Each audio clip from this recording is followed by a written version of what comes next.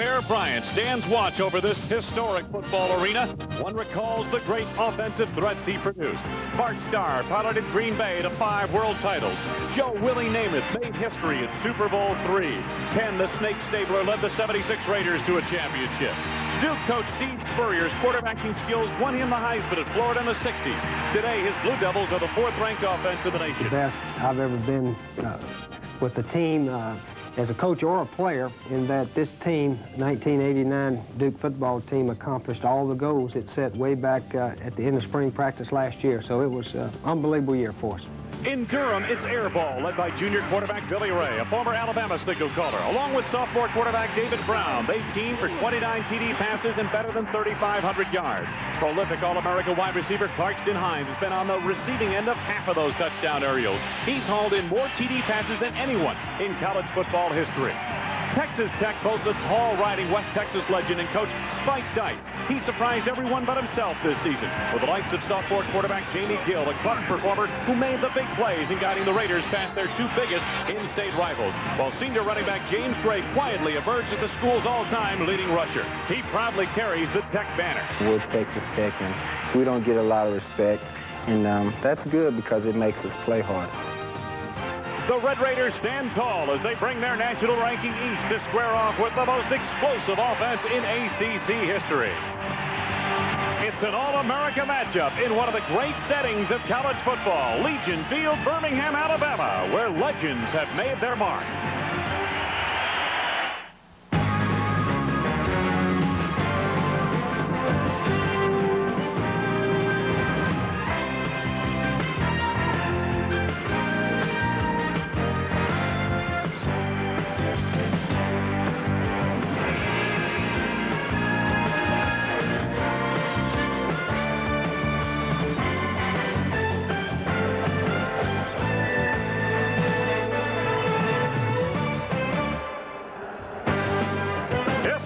Legion Field, Birmingham, Alabama. Tonight, the All-America Bowl featuring the Duke Blue Devils out of the ACC against the Texas Tech Red Raiders from the Southwest Conference.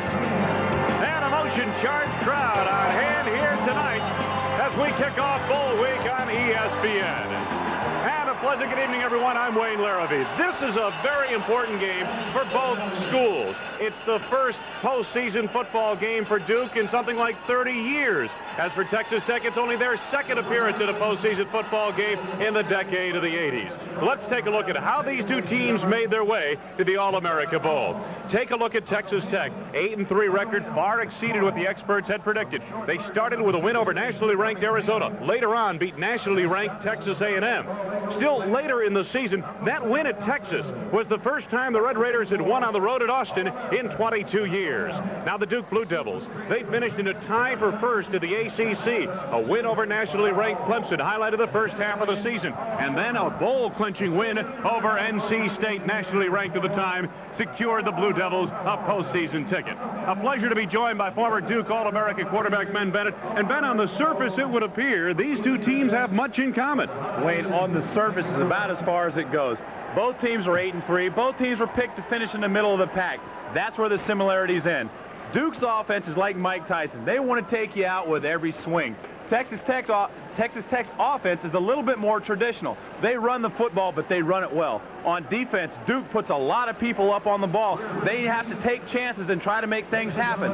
The bend but not break syndrome is what Texas Tech has been living by on defense this year. Not surprisingly, Ben, both teams, their trump cards are offensive performers. You're in for a big treat if you like offensive football tonight. You're going to see from Texas Tech, you're going to see James Gray. He's rushed for over 1,500 yards this season, and he's the Southwest Conference 3rd all-time leading rusher. From Duke University, you've got Clarkston Hines, who's the NCAA all-time reception leader. He's the heart and soul of the Duke passing offense.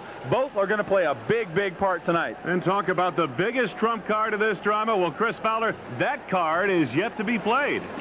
That's right, Wayne. It may be a very emotional evening for Duke because this will be Steve Spurrier's last game with the Blue Devils, unless, of course, he changes his mind. Nothing official yet, but I spent the afternoon with Steve's son, Steve Jr., and he indicated that his father is on his way to Gainesville, Florida, to coach the University of Florida. Very strong ties down there. He won a Heisman Trophy at Florida. His 2 daughters are students at Gainesville. Very close friend of Bill Arnsparger, the athletic director.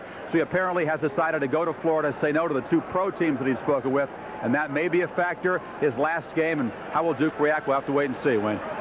All right, Chris, 2 high-powered offenses, the business at hand. They're set to do battle here in Birmingham, and we'll take a closer look when we continue from the All-America Bowl. What gives you lots of hot water, the lowest cost way?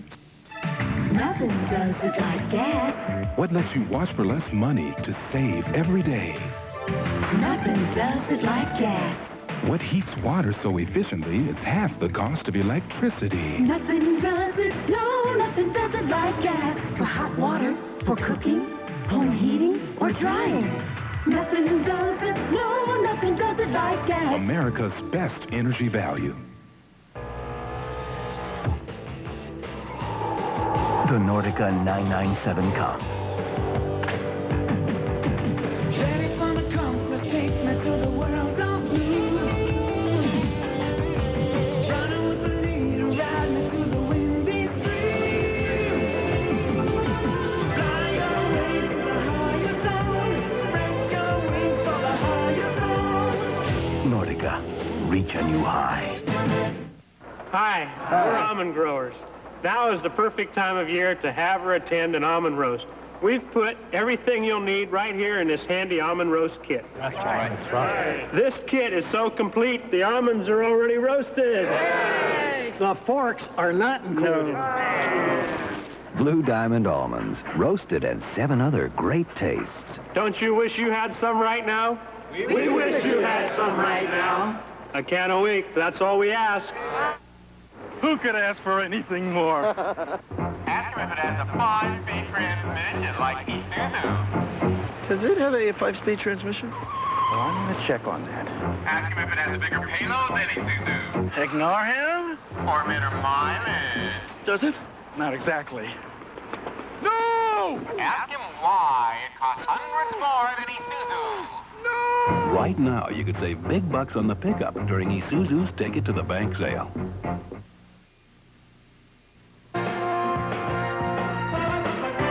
ESPN's presentation of the 1989 All-America Bowl, Duke versus Texas Tech, is brought to you by the American Gas Association.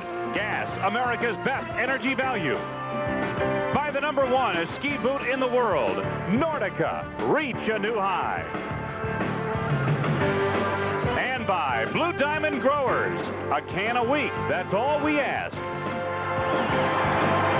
Wayne Larrabee with Ben Bennett. Welcome to our presentation tonight. Duke and Texas Tech, 2 well-established offenses. Ben, I imagine the key lies somewhere between the 2 defenses. Well, what's going to happen? You've got 2 very, very important matchups tonight. Texas Tech's offensive line has been dominant all year, but they're facing a Duke defense that puts 8 or 9 people up on the ball. That's going to be key. If they can knock Duke around up front, they're going to run like the Dickens, and they're going to be a big factor. For Duke, their wide receivers and their offense are well established. They're going against a very, very young Texas Tech secondary tonight. Well, you know well as a player that always a key to any football game is the play of special teams, but Chris Fowler, often we overlook that aspect of the game. Yeah, that's right, Wayne. We shouldn't tonight because there's a big edge in that department to the Red Raiders. Tracy Saul led the conference in punt return. Dudley McAfee second in the Southwest Conference in kickoff returns. And Yosemite Sam may not be in the punt coverage team, but the Red Raiders have shot down opposing runners and created 4 fumbles. Steve Spurrier says Duke just doesn't place that much emphasis on the special teams. We'll have to see if that becomes a factor. Big edge for Texas Tech, Wayne. All right, thank you, Chris. We're in Birmingham, Alabama as we kick off Bowl Week on ESPN. There are the folks from Lubbock, Texas.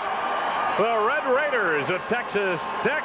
The Scarlet and Black under Spike Dykes, 3rd of the Southwest Conference. Their first bowl since the Independence Bowl in 1986. And here they come.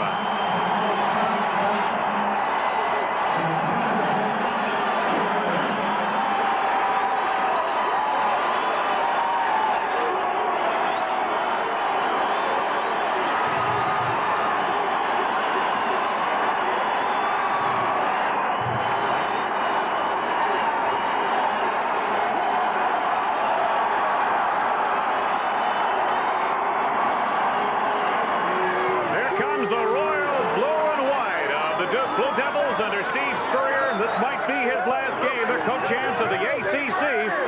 Their first bowl since the Cotton Bowl of 1961.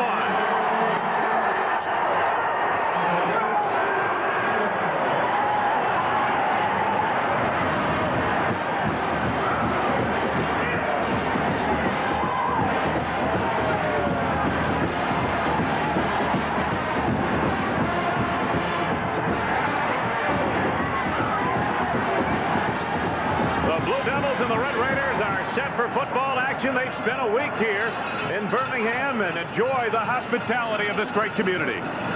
I tell you, the people of Birmingham have embraced us with open arms. Both teams have gussed about how excited they are to be here and the kind of care that Birmingham and the All-American Bowl have taken of these people. Captain's meeting at the 50-yard line. The referee, Dick Burleson, will take the call. Captain. Meet the Duke captains, Texas Tech.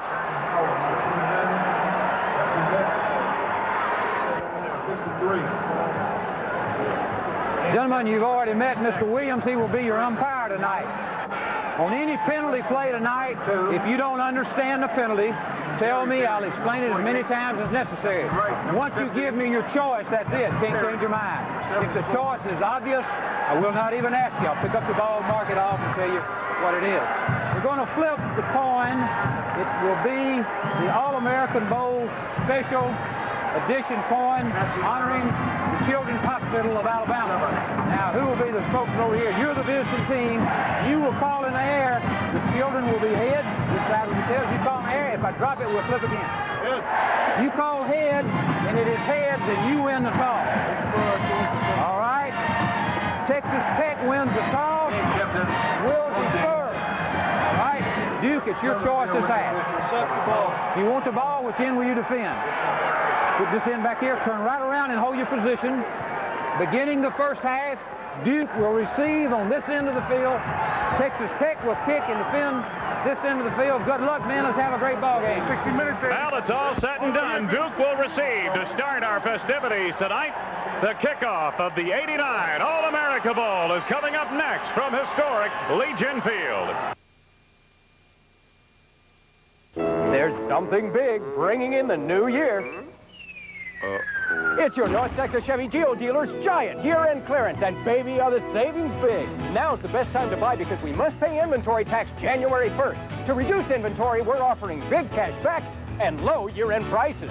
Right now, get a Chevy S10 with $1,000 cash back or a Chevy full-size with $750 cash back. The giant year-end clearance is on, but it ends December 30th, so hurry to your North Texas Chevy Geo dealer now. C-SPAN, the cable satellite public affairs network. This year, C-SPAN celebrates a decade as a public service of the cable television industry. 10 years of providing direct access to American government in action. We're proud of cable's contribution to the democratic process. Public affairs programming that matters to you, only on C-SPAN. Wayne Larrabee, Ben Bennett, Chris Fowler, ready for the kickoff for tonight's game. The deep backs, and there is Lynn Elliott set to get things started. Randy Jones, Quentin McCracken back deep to receive Elliott's kick. Texas Tech has had tremendous play from their special teams, and we're underway. McCracken in the end zone comes out of there. Short of the 20-yard line. Quentin McCracken out to about the 18. Let's take a look at that Duke offense. Led by quarterback Billy Ray. Missed the last 3 weeks with a shoulder injury. Randy Cuthbert is a 1,000-yard rusher. Chris Brown, a good compliment as a blocker. Clarkston Hines, the All-America wide receiver. Darrell Clemens, a good compliment on the other side. Dave Kalana, All-ACC tight end. Terry Bubba Metz, one of the All-ACC centers. Petrov and Talakro, Port and Natowski round out the offensive line, and it is a good one. First down. Play action. Ray over the middle. Nearly intercepted in and out of the hands of Chris Brown, the fullback. Tracy Saul was there in the heart of the defensive secondary for Texas Tech. Take a look at the lineup. Charles Perry, all SEC or Southwest Conference performer up front. Marcus Washington and Tom Mathis-Myers, small but quick on the outside. Wingo, very steady, makes some plays on the inside. Weatherspoon, a row, good speed on the outside. Ferguson and Walker, the cornerbacks. Saul, the freshman, and Dubisky rounds out the secondary. On 2nd and 10 for Duke. Wide open. Cuthbert, the running back. Near the 40-yard line. At the 39, it is a first down for the Blue Devils on a 21-yard gain. Ferguson and Weatherspoon team up on the stop. Well, you can see Duke's going for the throat right away. You see the backs cross underneath. Billy Ray gets the ball off. What Duke is looking at is man underneath coverage. Randy Cuthbert rubs his man off on Chris Brown's man and gets wide open out in the flat. Billy Ray does a good job under pressure to hit him in the hands with the football, and Cuthbert does the rest. Kalana's in the slot on the top of your screen. First down. Lots of time for Ray. Claxton Hines for a first down at the Texas Tech 48-yard line. Ron Ferguson made the stop, and a 14-yard pickup. Should be pointed out that in their last 2 games, the Red Raiders gave up something close to 800 yards of passing offense. Well, I tell you what, I'm watching some great offensive football so far. Watch Clarkson Hines push it up the field and give a definite stick. Now watch as he comes back to the football. This keeps Ferguson from being able to get in front. Billy Ray putting the ball right on the numbers. First down near the 47. The fullback making the catch, Chris Brown, and Brian Dubisky brings him down after a gain of about 9 to the 38-yard line of Texas Tech. You can see Duke doesn't just throw to Clarkson Hines. They give it up to everybody. On the very first play, Chris Brown was a receiver deep down the middle. This time he was a secondary checkoff receiver, but you can still see he picked up 9 yards. Walter Jones wide to the far side. Billy Ray on a 2nd and 1. Intercepted on the play by Texas Tech, Brian Dubisky. Tackled by Keith Ewell. It is a first down for Texas Tech at the 31-yard line, a 20-yard return.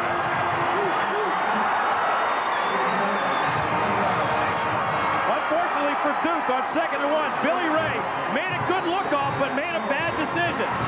He threw the ball, tried to throw the ball down the sidelines to Keith Ewell, but he never saw the free safety slide over and get underneath it. He made a bad decision on 2nd and 1. You got to throw it short, and then look at the return by Dubisky. First down for the Red Raiders, led by Jamie Gill, the sophomore from Hearst, Texas. Gill gets it away on a screen, and it is dropped by Lewis Sheffield. Take a look at the lineup. Jamie Gill starting at quarterback, has good mobility, makes big plays. The offensive backfield, we talked about James Gray. Winston, a good blocker alongside. Manny Weather is a walk-on. Price, the only scholarship wide receiver on the Texas Tech roster. Sprinkles, a solid tight end. The offensive line, Len Wright, one of the best in the Southwest Conference. Richburg and Sens are the guards, and the tackles, Odiorn, who is an All-America. 2nd down and 10. This is Gray. For about 3 yards. Derek Jackson came up to meet him defensively along with Erwin Sampson. On the line, Doug Cly is an academic All-America along with Anthony Allen up front. McDonald and Corpus put the pressure on from the outside. Hollywood Howell and George Edwards, very productive big play linebackers. Dickerson, a former defensive back, great speed. Smith and McCracken are the cornerbacks. Jackson and Sampson round out the defensive secondary. 3rd down and 7. Gill threads the needle to Price for big yardage. Touchdown saving tackle, Erwin Sampson. First down, Texas Tech, 33 yards. Wayne, we talked at the top of the telecast about how many players Duke has to put up to stop the running game. And it's a high-risk off defense, and this is what happens when you take a risk and get burned. You see the defensive back go for the ball. Travis Price is just all leg work. Touchdown-saving tackle there by Erwin Sampson. It's a first down for Texas Tech near the 33-yard line. Ray on a delay. Down to the 14-yard line of Duke. Derek Jackson, the safety, made the stop. A 19-yard pickup. All James Gray does is make you miss. This is what he's been doing for 4 years in the Southwest Conference. This guy is a great player, but you see the hole the offensive line opened up. That's because Duke dropped out, tried to delay people back into coverage, and the offensive line from Texas Tech just manhandled Duke. First down to the 15. Gray trying to slide through the middle, and Tom Corpus picked him up in the hole after a gain of a couple of yards down to the 13. Well, Wayne, yesterday, talking to the Duke defensive coaches, they were worried that if they put all those people up there and they couldn't stop Texas Tech's running game, they were going to be in trouble. They weren't so much worried about the scheme. They were worried about if they could tackle James Gray because he's such a good player. Look what he did in the last 5 games of this season. He really came on 177 yards rushing per game and 15 scores. He had 4 games over 200 yards this season alone. 2nd and 8.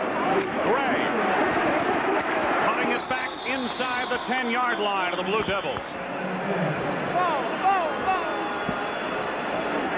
Quentin McCracken made the stop. There's Spike Dykes. He is a West Texas legend. Longtime high school coach in the West Texas area. 3rd season at Texas Tech. He took over and actually coached the last bowl game Texas Tech played when David McWilliams, the head coach, resigned to take over the Texas Longhorn program. He's done a super job with this Red Raider program this year, that's for sure. Spike Dykes coached the team in the Independence Bowl. They were beaten by Mississippi. Gray still on his feet, down to the 1-yard line. A 1st and goal for Texas Tech, and they are shredding the Duke defense. Randy Sally got over to make the stop. 5 carries, 35 yards now for Gray. So far, Wayne, this has been exactly what everybody that knows these two teams expected. Nothing but offense. Duke throwing the ball around. They made the early mistake. Now James Gray is knocking it down Duke's throat. Double tight ends for the Red Raiders just outside the Blue Devil 1-yard line on 1st and goal. Gray with a penalty marker down. Touchdown! Penalty marker down in the offensive backfield. I think you got holding, Wayne, and this is a big, big call right here.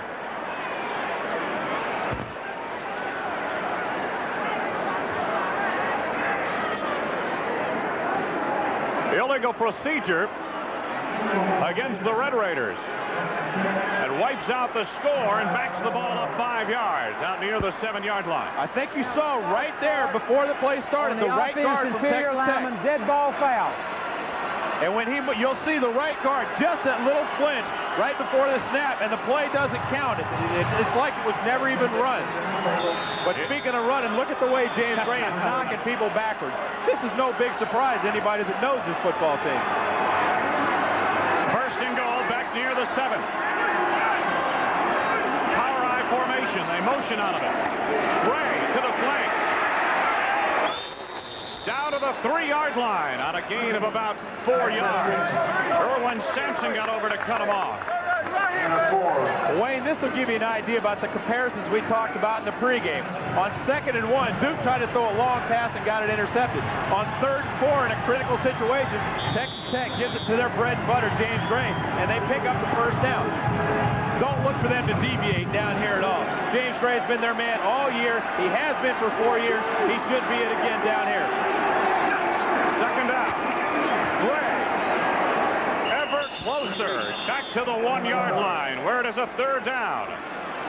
Anthony Allen, the left tackle. Doug Fly, the other tackle, team up on the stop. Down this close, you'd like to say, hey, James Gray's been doing it for us so far in this whole drive. We'll give it to him. You can do that, but you can also use James Gray as a decoy. Duke is thinking exactly that. They may be able to fake and run Jamie Gill outside. 10th play of the Texas Tech drive. It is 3rd and goal just outside the 1. Gray into the blitz. And he's short of the mark. May have lost a half yard. John Howell came blitzing in from the linebacking core, and Doug Fly and the defensive line team up on the stop. Great play up the middle by John Howell as he comes across, penetrates, and takes out both lead backs.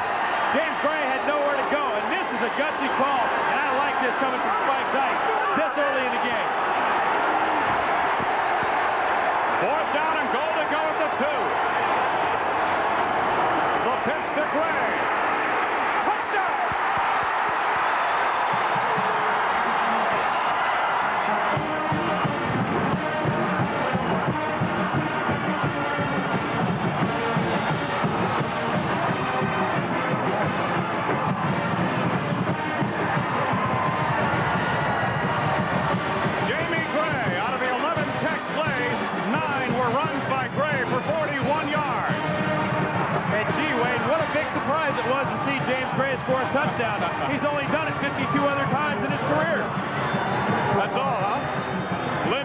for the point after.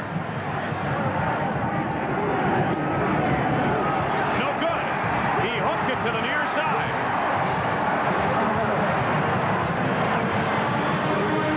The two previous plays, they've tried to run Gray up the middle. This time they pitch the ball to him on the outside and give him some room to work his magic.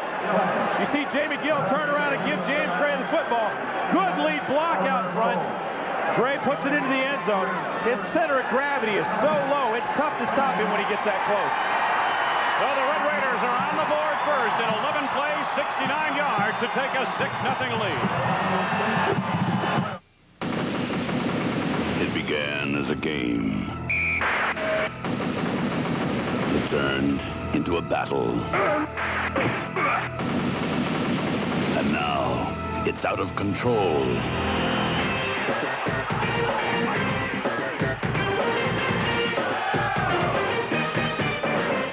Blood Bowl 2, coming January 28th.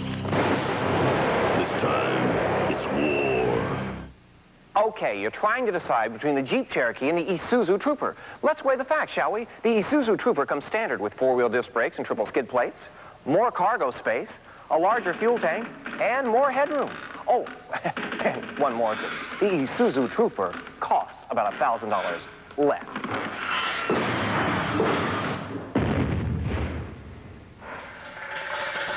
Right now, you could save big bucks on the Trooper during Isuzu's Take It to the Bank sale.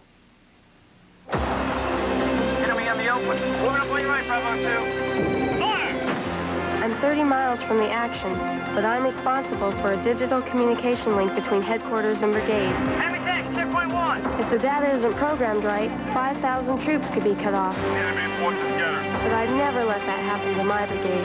Op 4 is eliminated. All that you can be. You did it, sir. Outstanding. It's all right in the Army.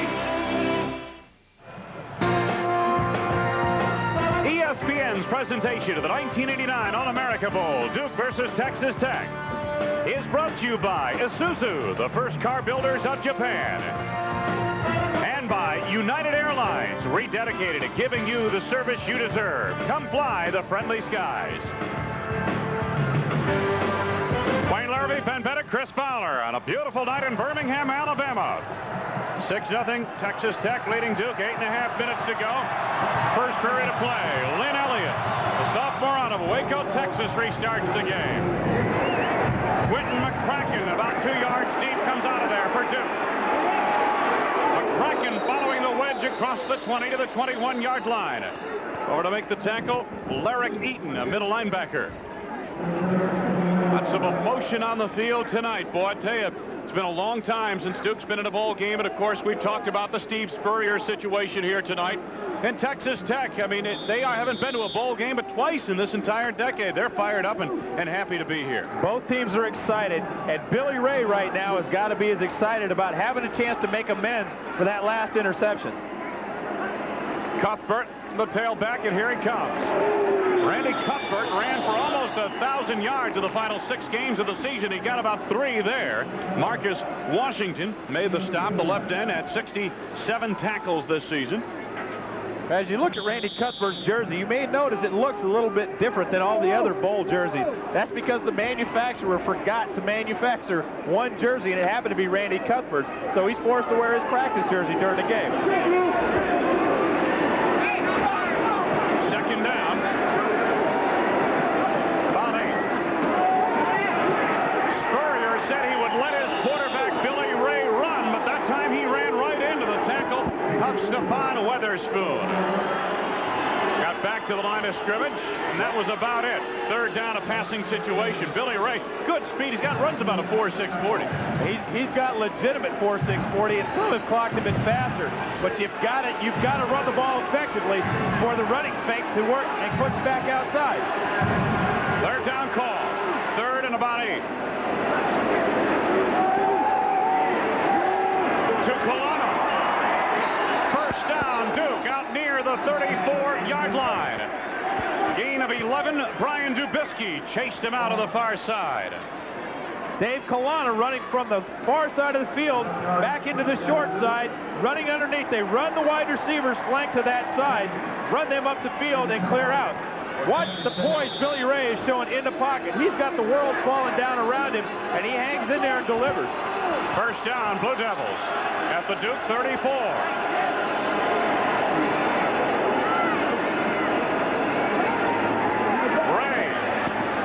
Hines made the diving attempt. Pass was a bit underthrown, and Sammy Walker had the coverage downfield. There's Billy Ray this season. Outstanding season. Injured his shoulder against Georgia Tech. Missed the last 3 games. Texas Tech, out of those 11 plays, 8 were runs by James Graves. And he finished it off from 2 yards out. 2nd and 10 Duke.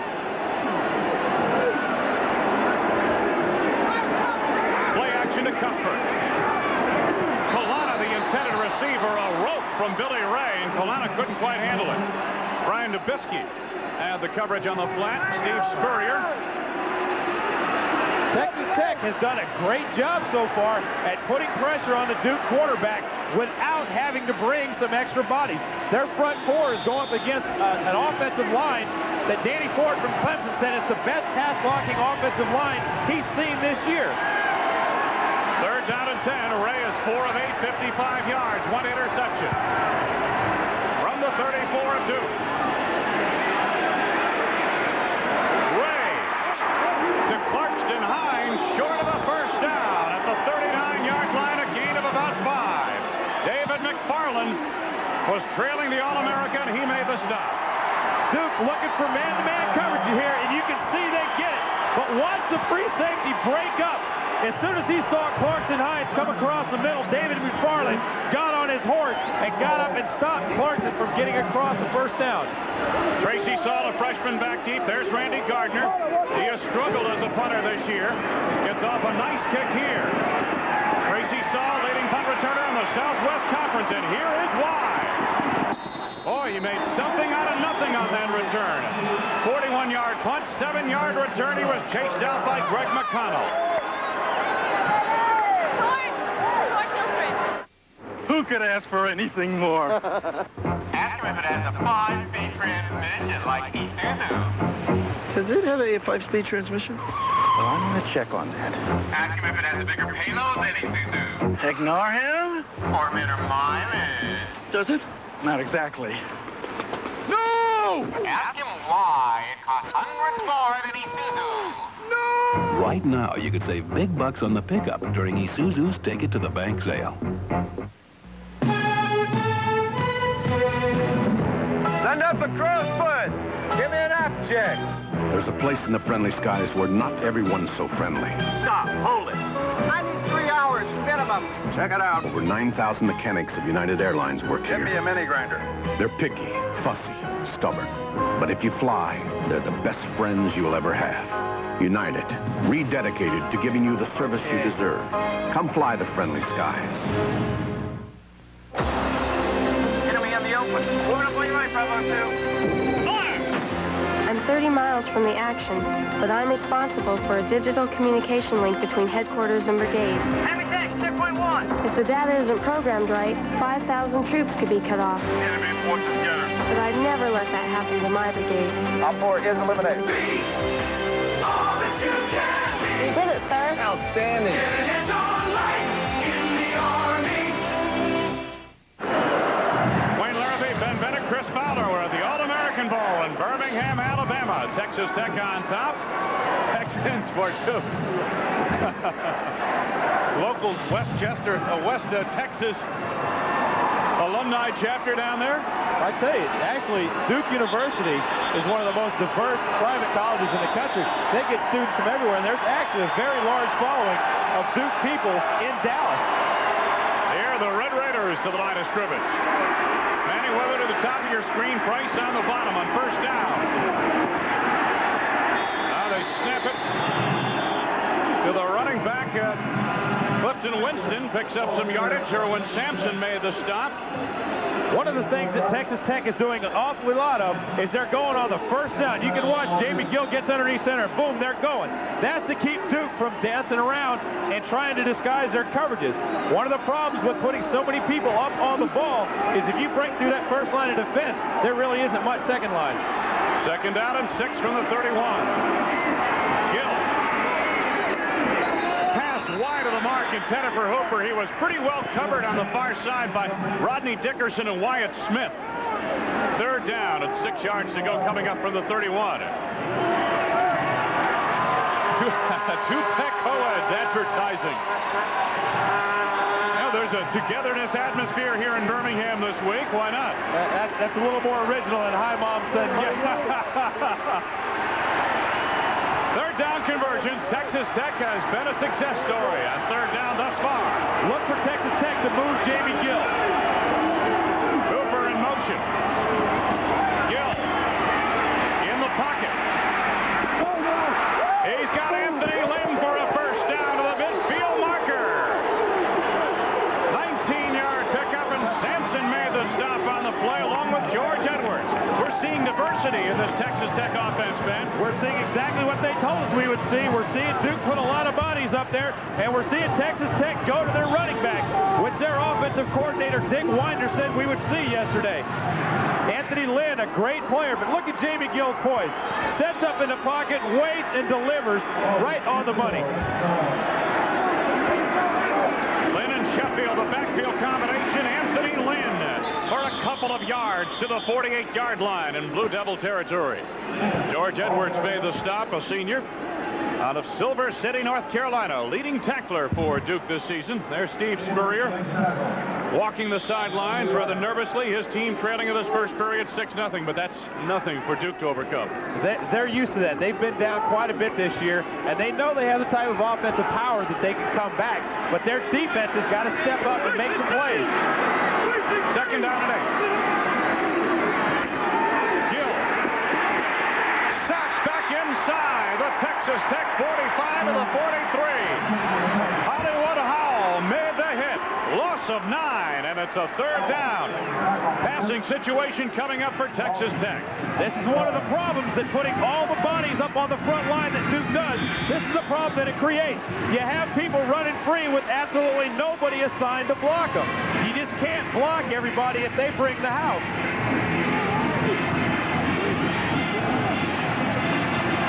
Third down coming up now for Texas Tech. Charles Lott, the tight end, the blocking tight end, comes out. 3 receivers, including a slot to the bottom of your screen. Good time for a screen.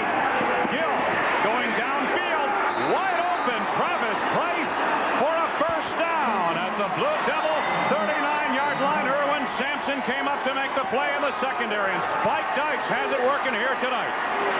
I'm telling you, we keep talking about Duke's passing game, but so far Texas Tech has been right on the money throwing the football. Jamie Gill delivered a little bit low, and Travis Price makes a great catch.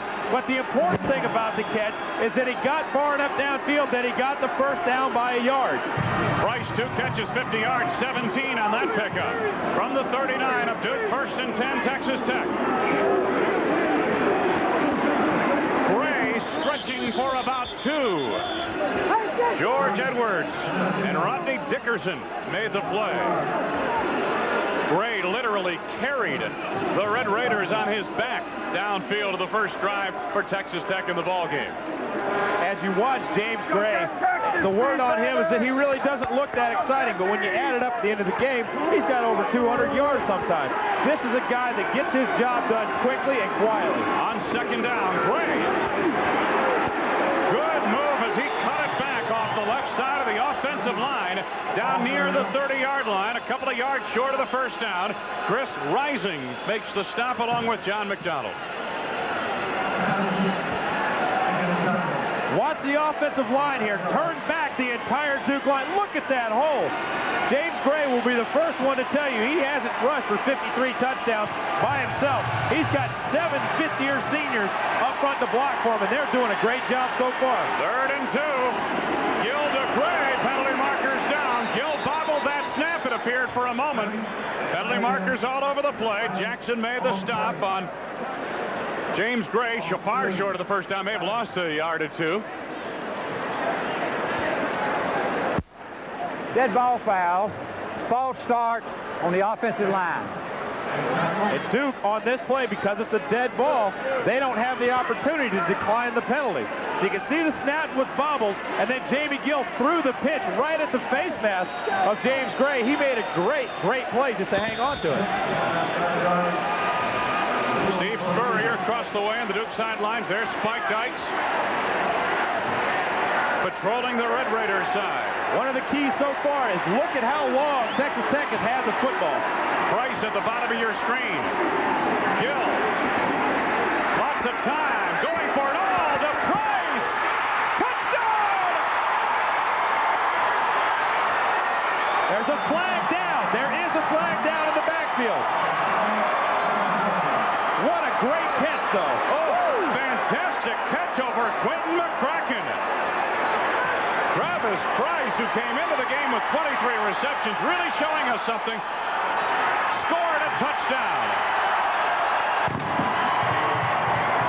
We have holding on the defense, and we have roughing the passer on the defense. Travis Price runs a great pass pattern, but look at the catch at the end to go up over McCracken and pull it down. Penalty on Duke. What? For holding it on the QB. Yep, roughing the passer, late hit. Travis Price, 3 receptions for 86 yards. So in addition to the penalty you just saw, the late hit on the quarterback, there was holding downfield anyway on Duke. Touchdown goes for Texas Tech, and the Red Raiders have a 12-0 lead with 1:45 to go in this first period of play. One of the big problems with trying to stop the run with all the people that Duke does, it puts your cornerbacks in a very difficult situation. They've got to cover man-to-man for almost the entire game. That time, Travis Price just ran right by Quentin McCracken and then made a super catch at the end to go up over top and stay in bounds. Texas Tech going for the 2-point conversion to get back the extra point they missed in this first period of play. Gill on the roll. He's got an option to run. Pitches into the end zone for the score. The 2-point conversion. Bart Talkington, the target in the end zone. Now I'm going to tell you what a gutsy play this is. It's just an amazing flip. They're trying to hit the back in the flat. Jamie Gill pumps and runs up into the pocket like he's going to go, and then just flips it backhand. What a great play. Unfortunately, one of the prices that Jamie Gill has to pay is right here at the end. Boom! 9 plays, 73 yards, and Texas Tech has a 2-touchdown lead with 1:45 to go in the first.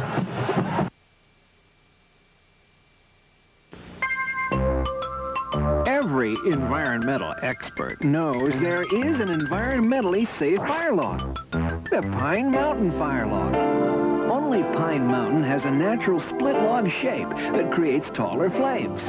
They're proven to burn environmentally cleaner than firewood, and you don't need to be an expert to light one. So bring your family together with the beauty of a cleaner burning Pine Mountain fire. Pine Mountain. Quality is always in demand.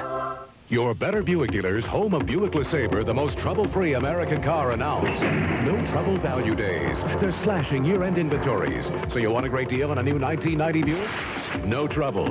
You want no payments for 90 days? No trouble. You want factory cash back? No trouble. Or get 4.8% GMAC financing for 4 years on selected models. Just make your best deal. But get to your Better Buick dealer this week, where a great deal on the most trouble-free American car is no trouble. Power of Penn State's Blair Thomas and the rifle arm of BYU's Ty Detmer could set off an offensive explosion at the SeaWorld Holiday Bowl. Part of Bowl Week, Friday at 8 Eastern, live on ESPN. The surging Clemson Tiger attack digs in for a major challenge. Major Harris leads West Virginia against Clemson at the Mazda Gator Bowl. Part of Bowl Week, Saturday night at 8 Eastern, live on ESPN.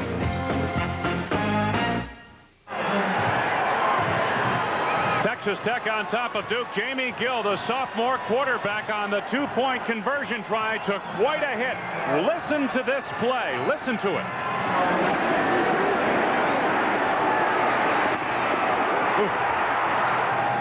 I'm going to tell you, as a quarterback, you don't want to take very many of those shots, and he's already taken 2 on that drive alone.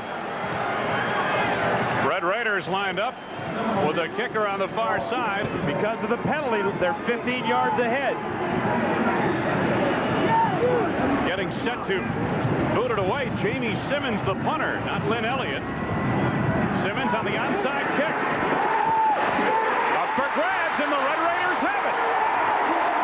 At the 35-yard line of the Blue Devils.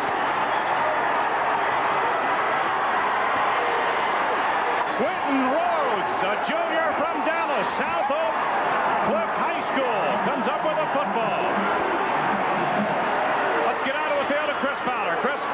Wayne, that's the third time the Tex tried an onside kick this year, the first time they've converted. By the way, Jamie Gill is okay. He was laughing about that hit after it occurred. James Gray, however, has an upset stomach. He may be in and out for the rest of the game. Something to watch, fellas.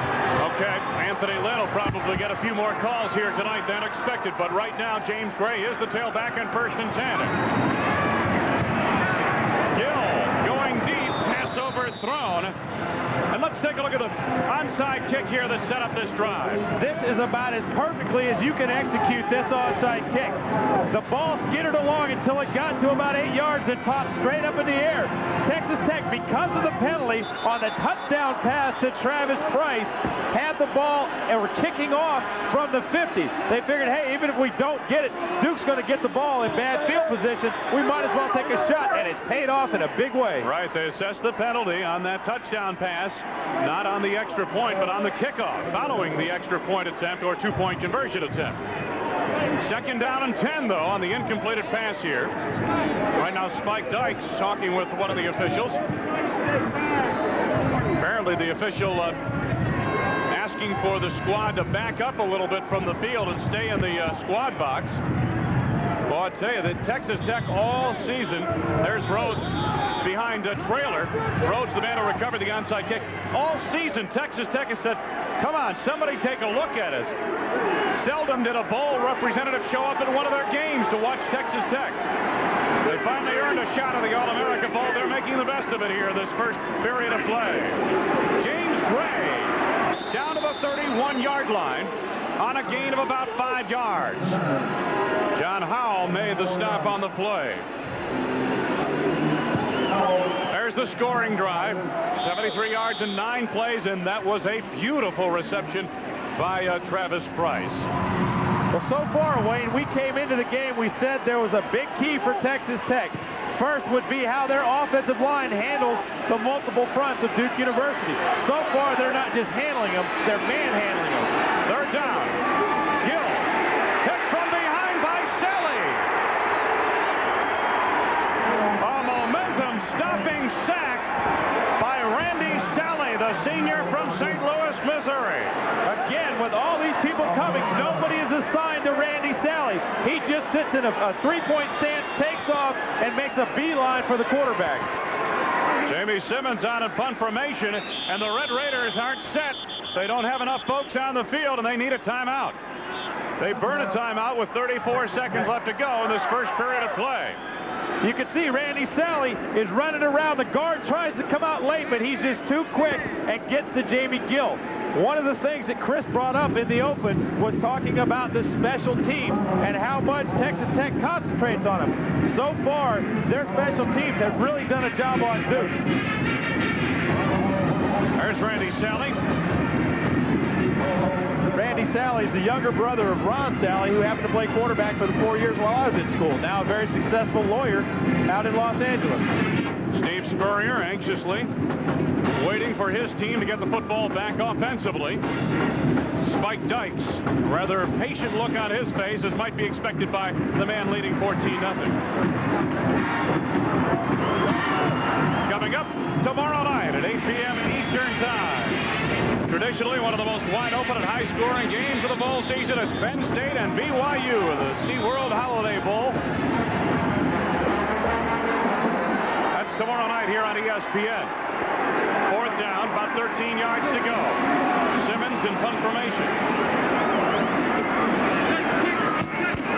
Roger Boone back deep, makes a fair catch signal. The kick will carry over Boone and be down by the Red Raiders in inside the Duke 10-yard line near the 7. Trubisky made the reception on it. 31-yard punt. They pinned Duke back without a return inside the 10 to the 7-yard line. 23 seconds to go on a first period that's been dominated by Texas Tech, and they lead 14-0. Jamie Simmons did exactly what he was asked. He put a good height on the ball. Texas Tech got underneath there and covered it. So far, Duke has only stopped itself. They've made mistakes. They've had receivers running open. Cuthbert to the 13-yard line. At a gain of about 6 yards. Marcus Washington, the left end, sifted over to make the stop. Well, you know, when you talk to Steve Spurrier and the offensive coaches for Duke University, they just gush and don't have enough things to say about Randy Cuthbert.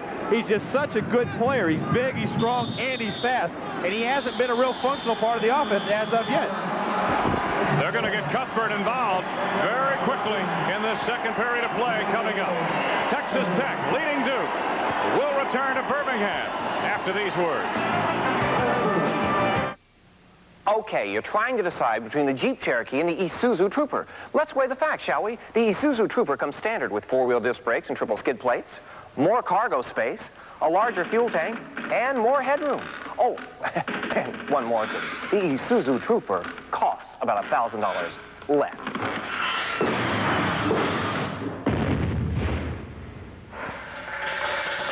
Right now, you could save big bucks on the Trooper during Isuzu's Take It to the Bank sale. It may be Red Lobster's most perfect meal. Petite Danish lobster tails. Mmm, the sweetest ever. Plus flame-broiled shrimp. Delicious. Next, sizzling scampi. All this lobster and shrimp on one plate. Perfectly priced. Just $8.95 for a few weeks. Red Lobster for the seafood lover in you. And for the holidays, call for party platters to go. Ready in just 1 hour.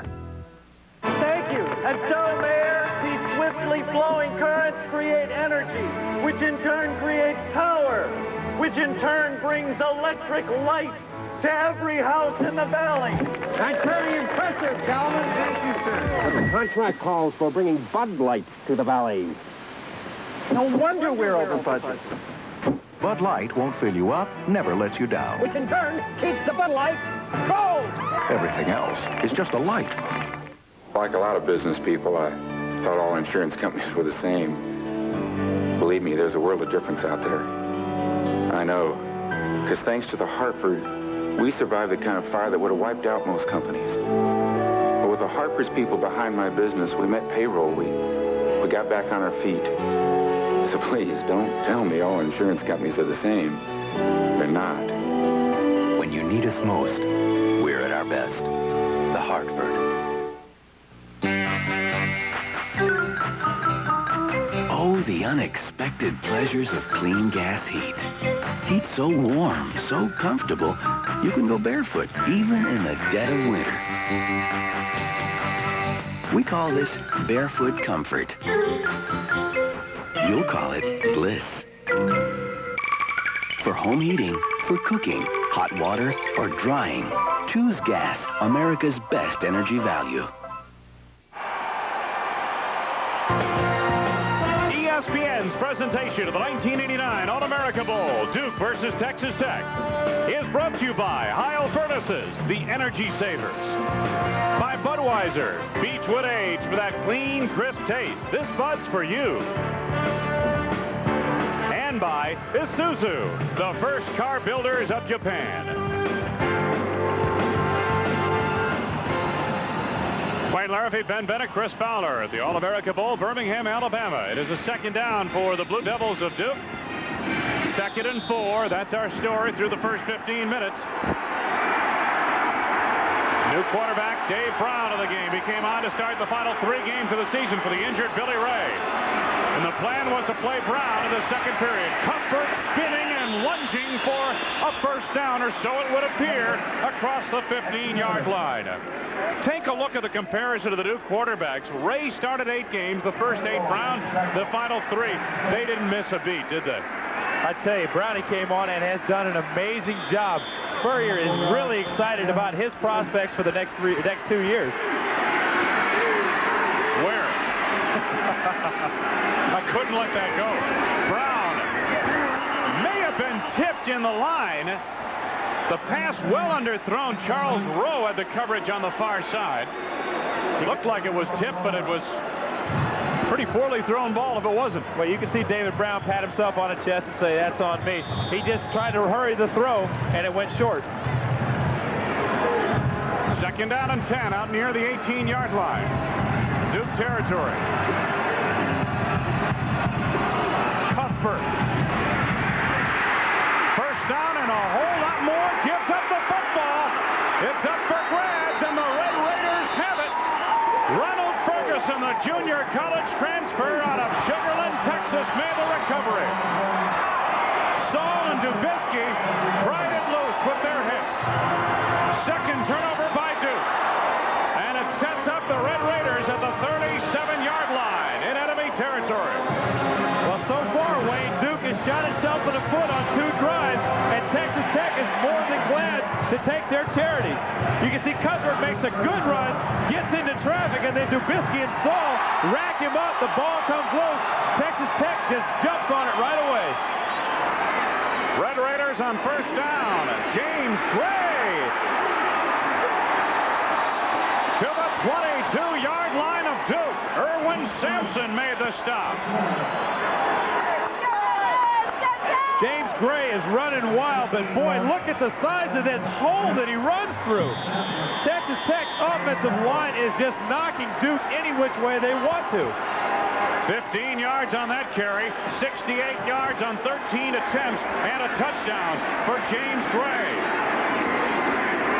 The give to Clifton Winston, met in the hole by Yeomans. Well, yesterday, talking to Texas Tech offensive coordinator Dick Winder, he said, look, we're not going to fool anybody. We're not worried about misdirection. We just want to give the ball off quickly, hit the holes, and make or break our game plan with that. Boy, they're getting some great work up front, though, from Odiorn at left tackle, Richburg the left guard, Wright the center, Symes the right guard, and Webb the right tackle. Across that front, all fifth-year seniors. 2nd down and 8. Gray going nowhere this time. The Blue Devils reasserting themselves on the defensive front. Yeomans and McDonald. McDonald, the left end, in on that stop. Honorable mention all ACC. There's a look at James Gray. 1,500 yards this season.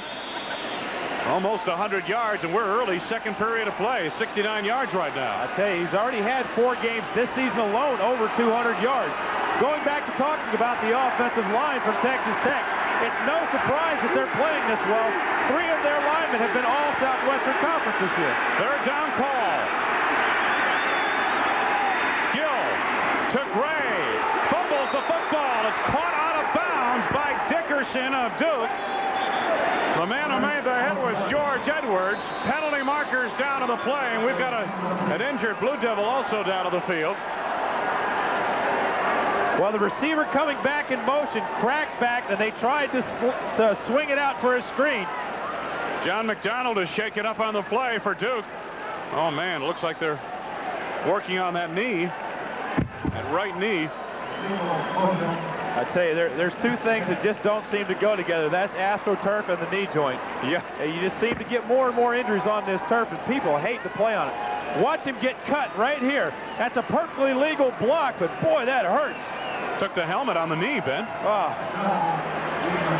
You know, I got to say, in defense of the cut block, though, you hear a lot of guys in the NFL talking about, well, the 49ers use that a lot, and it's a cheap block. It's a perfectly legal block. Offense, and as long as it's legal, decline, it will be 4th down. Penalty decline. You know, I gotta throw out a little comment here. Defensive guys are always talking about being cut. Hey, you could injure me. How many defensive guys do you ever see pulling off a quarterback when they got a free shot to put him out? Lynn Elliott on a 37-yard field goal attempt. His long is 51. And it's blocked. Simmons covers it back outside the 40-yard line. The Blue Devils special teams came to play. Darryl Spells appeared to get a piece of it. And Duke will take over with some momentum, but they're trailing 14-0 second quarter. Duke takes over 1st and 10. Who Who could ask for anything more? Ask him if it has a 5-speed transmission like Isuzu. Does it have a 5-speed transmission? Well, I'm going to check on that. Ask him if it has a bigger payload than Isuzu. Ignore him? Or better mileage. Does it? Not exactly. No! Ask him why it costs hundreds more than Isuzu. Right now, you could save big bucks on the pickup during Isuzu's Take It to the Bank sale. Most people don't think about high efficiency till it's too late. But if your home doesn't have an efficient Heil furnace, you could be throwing money right up the chimney. A Heil furnace keeps you warm without freezing the rest of your budget. Heil Home Heating Systems, the energy savers. Enemy on the open. Moving up on your right, Bravo 2. I'm 30 miles from the action, but I'm responsible for a digital communication link between headquarters and brigade. Enemy tank, checkpoint 1. If the data isn't programmed right, 5,000 troops could be cut off. Enemy forces together. But I'd never let that happen to my brigade. Op 4 is eliminated. All that you can be. You did it, sir. Outstanding. It is all life in the Army. So far, momentum has been in the favor of Texas Tech, but Duke making its own break. Look at the perfectly timed jump. The ball is blocked. This is the biggest break that Duke has had in this game so far. And as a result, Steve Spurrier's squad gets the football first down at the Blue Devils' 42-yard line. Second period of play, Texas Tech leading 14-0. Galana in motion. Brown under some heat. Across the 45 to about the 47-yard line. Over to make the tackle, Darrell Spell. Make that for Texas Tech. Marcus Washington over to make the stop. Student of the game. Well, he plays for the Duke Blue Devils. And he's an interior lineman, Doug Clyde, the student of the game. 3.5 at electrical engineering. Not bad. And that's saying something at a school like Duke and to be a football player. Quick hitter, Chris Brown coughs up the football. Red Raiders have it at the Texas Tech 45-yard line. Dubisky grabbed it after it popped loose, and another turnover by the Blue Devils, their third of the game. Boy, you're right, Ben. I mean, they've done nothing but stop themselves here tonight. Well, that's the thing will frustrate an offense like this. When you've got people running, you've got a good 5-yard gain here. You can see the ball just pops out. He wasn't hit right on the ball. Somebody got a hand on it and stripped it away. Texas Tech taking advantage of every Duke turnover. Red Raiders just across their 45. James Gray into the clear. He's going all the way. Touchdown.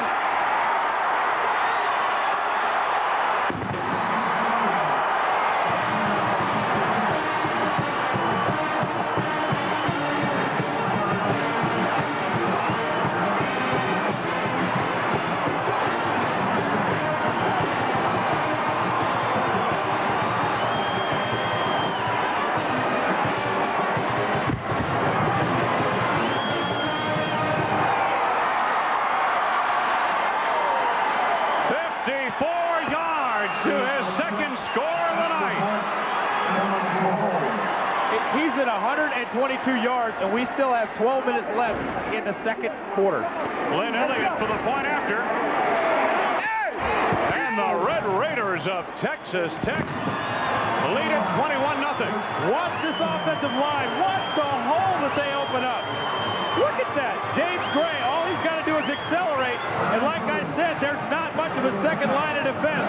And when you've got a player with the talent that Gray has, he's going to make you pay for making mistakes. 11:48 left to go. First half of play. It's been all Red Raiders.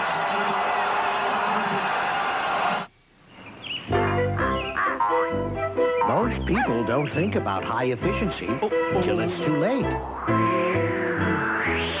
But if your home doesn't have an efficient Heil furnace, you could be throwing money right up the chimney. A Heil furnace keeps you warm without freezing the rest of your budget. Heil home heating systems, the energy savers. Here's the last stop on our tour. The Fountain of Youth. This one's on me.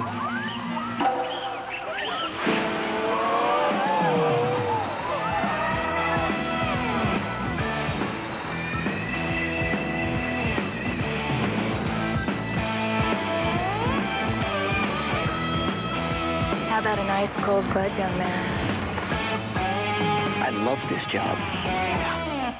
Okay, you're trying to decide between the Jeep Cherokee and the Isuzu Trooper. Let's weigh the facts, shall we? The Isuzu Trooper comes standard with four-wheel disc brakes and triple skid plates, more cargo space, a larger fuel tank, and more headroom. Oh, and one more thing. The Isuzu Trooper costs about $1,000 less.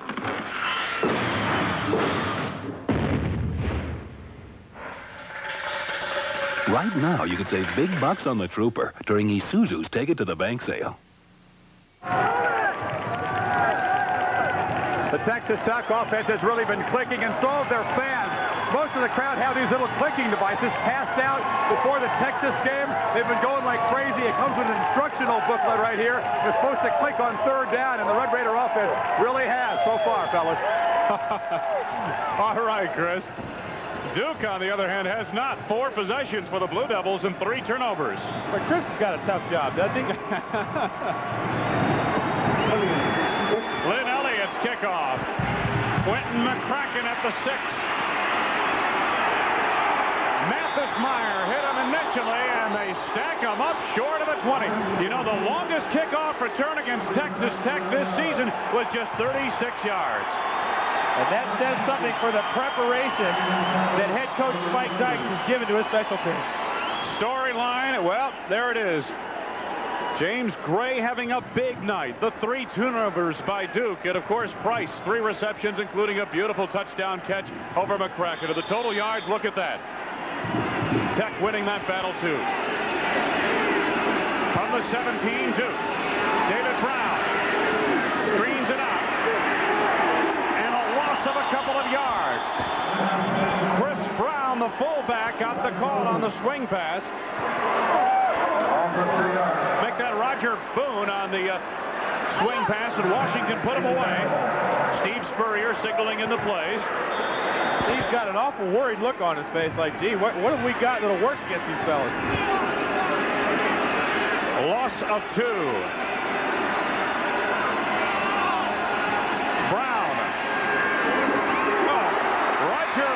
Could not come up with it across the 30-yard line. It appeared he found a seam in the zone. Matt Wingo had the coverage of linebacker. I tell you won't see that very often. Roger Boone has some of the surest hands on the Duke team. For the 2 previous years, Roger Boone has led the entire ACC in receiving yards. 3rd down and 12 now from the 15-yard line of Duke for the Blue Devils.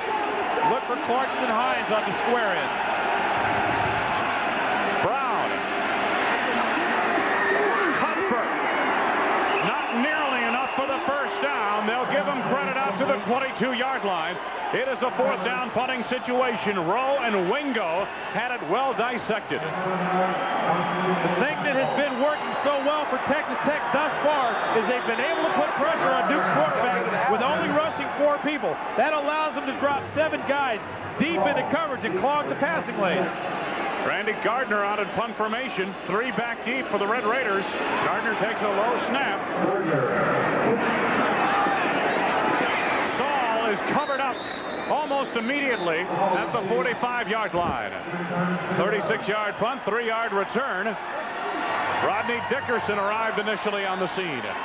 I tell you, Wayne, Texas Tech has literally dominated field position in the first half. I can't remember them ever having to start back inside their own 30. Coming up at halftime, we'll hear about Spike Dykes and Steve Spurrier. Of course, halftime highlights and the All-American bands right here on our telecast of the All-American Bowl. The start of bowl week on ESPN. touchdown. Anthony Lynn spinning his way out near the midfield marker. Gain of about 4 yards to the 49 as Sampson made the stop on the play. Howell had a shot at him. Lynn is going to see a lot more action tonight because, believe it or not, James Gray is not 100%. He's had a stomach flu. I think Duke would be afraid to see him if he was at 100%. Now, this looks like only a 2-yard run.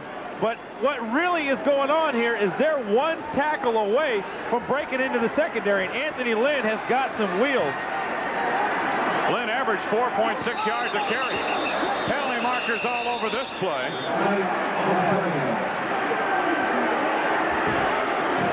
Sprinkles, the tight end, jumped, snapped count too soon, just before the snap. Wayne, it may seem a little silly at this point to say that this is a big defensive drive for Duke. Dead ball foul. False start on the offense. But if they can stop Texas Tech like they did on the previous play, if not this play, not the offsides, but on the previous play, if they can get the football back and get a score before halftime, it's a lot better to go in 14 down than go in down 28. 2nd and 11.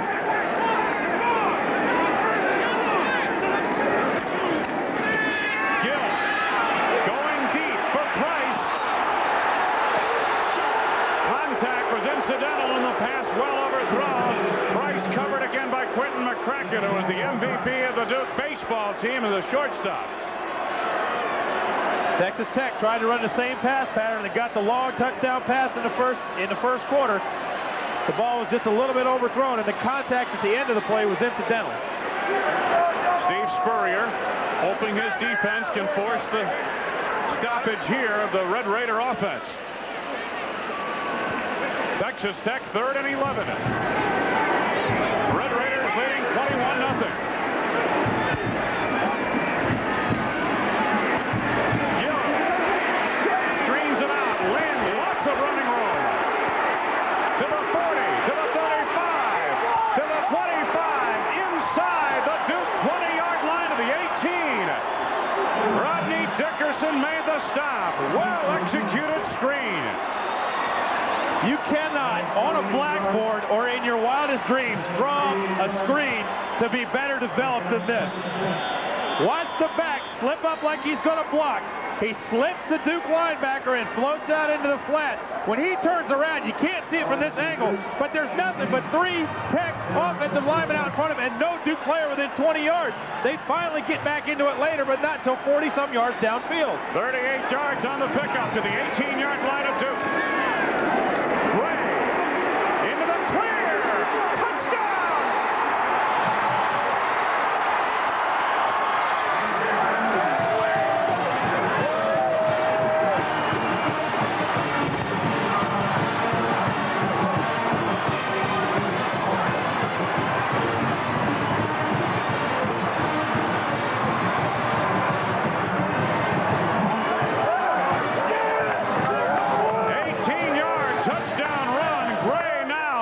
Touchdowns, 142 yards rushing.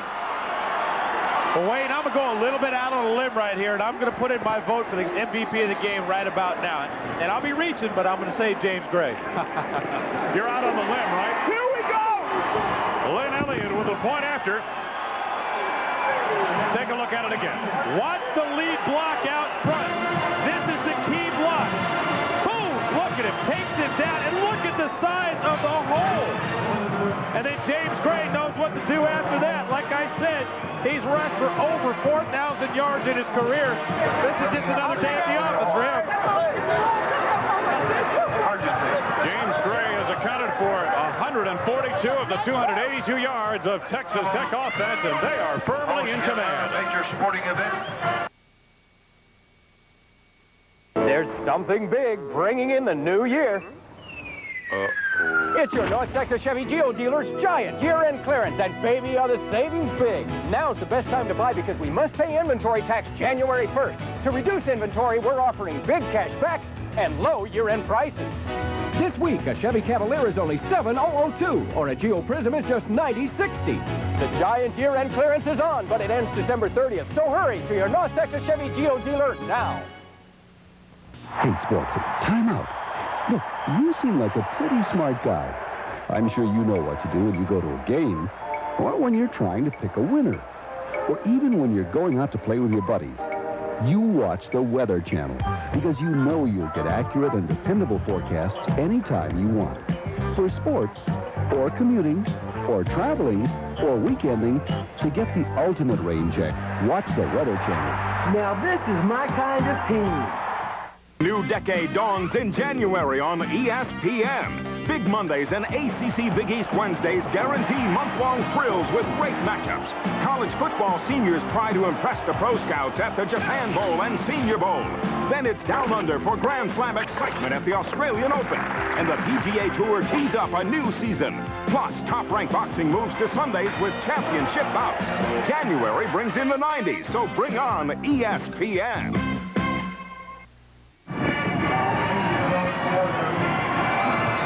So far, the Red Raiders are. Look at the score with 8:37 to go. First half of play. Lynn Elliott for the umpteenth time getting set to restart the game with a kickoff.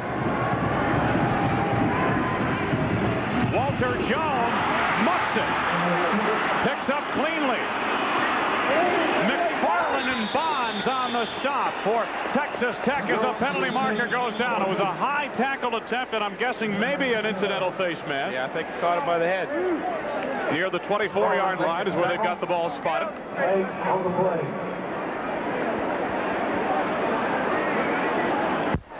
Right, a 5-yard face mask penalty against the kicking team at the end of the run. Let's pick it up. Now, how many times do you see on kickoff when the guy bobbles it, he gets up and runs for a long ways? Look at him reach in and grab Walter Jones by the face mask right there. He gets his hand on it and doesn't yank it, which is why it's only a 5-yard penalty. First down Duke now near the 30-yard line. David Brown. Walter Jones, the brother of Cedric Jones, the fine receiver for the New England Patriots. Ronald Ferguson made the stop, 25-yard gain to the 45-yard line of Texas Tech. Got a penalty marker down. And I think you're going to tack on 15 yards for a late hit as you look at the scoring drive. It doesn't take them very long at all. Personal foul on the defense, automatic first down. This is the thing about playing a team that moves the ball like Duke does. They're up 28-0, Texas Tech is, but Duke is not out of the football game. They can score like lightning. First down off the penalty now at the 30-yard line of Texas Tech. Tech leading 28-0 with 8:17 to go, first half of play. Cuthbert and Boone are the running backs. Both are good receivers. Brown. Zuberer. Touchdown.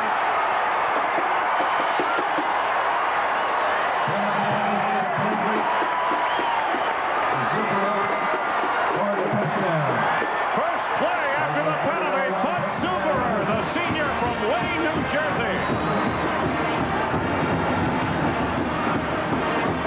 David Brown gets Duke on track.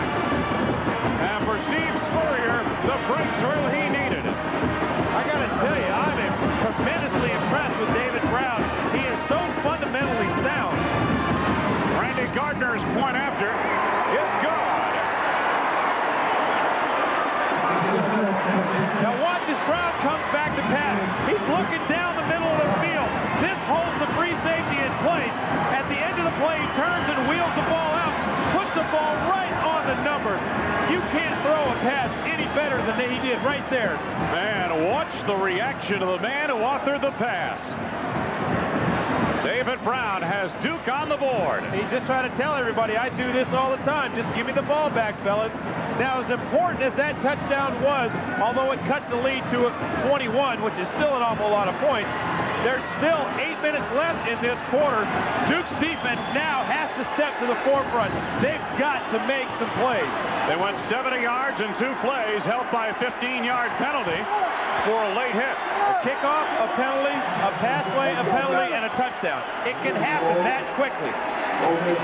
These are two teams that together averaged in the neighborhood, if you put their averages together, yardage per game, close to 900 yards. They score. They move the ball. And there's such a diverse way that they do it. Duke pitches the ball around with the best in the country.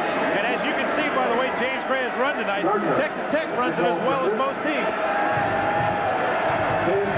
Randy Gardner's kickoff.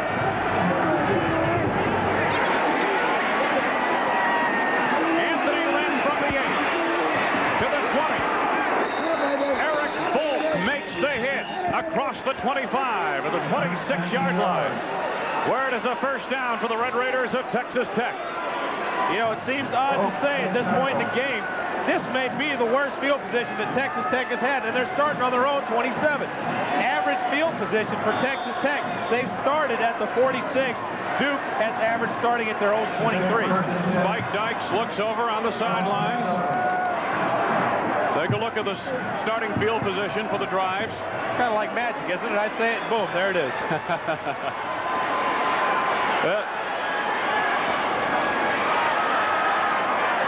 On the drive up the middle, that's Anthony Lynn across the 30 to the 34-yard line or thereabouts. George Edwards made the stop, the leading tackler for Duke. Pick up on that play of about 7 yards. Anthony Lynn, sophomore, out of Salina, Texas. I tell you, Wayne, I am excited about the way these fellas run the football. Normally, I used to say only 3 bad things can happen when you run the football. These guys are doing it up. The give to the fullback, and not a whole lot there. Got back to the line of scrimmage, and not much more for Lewis Sheffield. George Edwards again made the stop for the Blue Devils. Third down.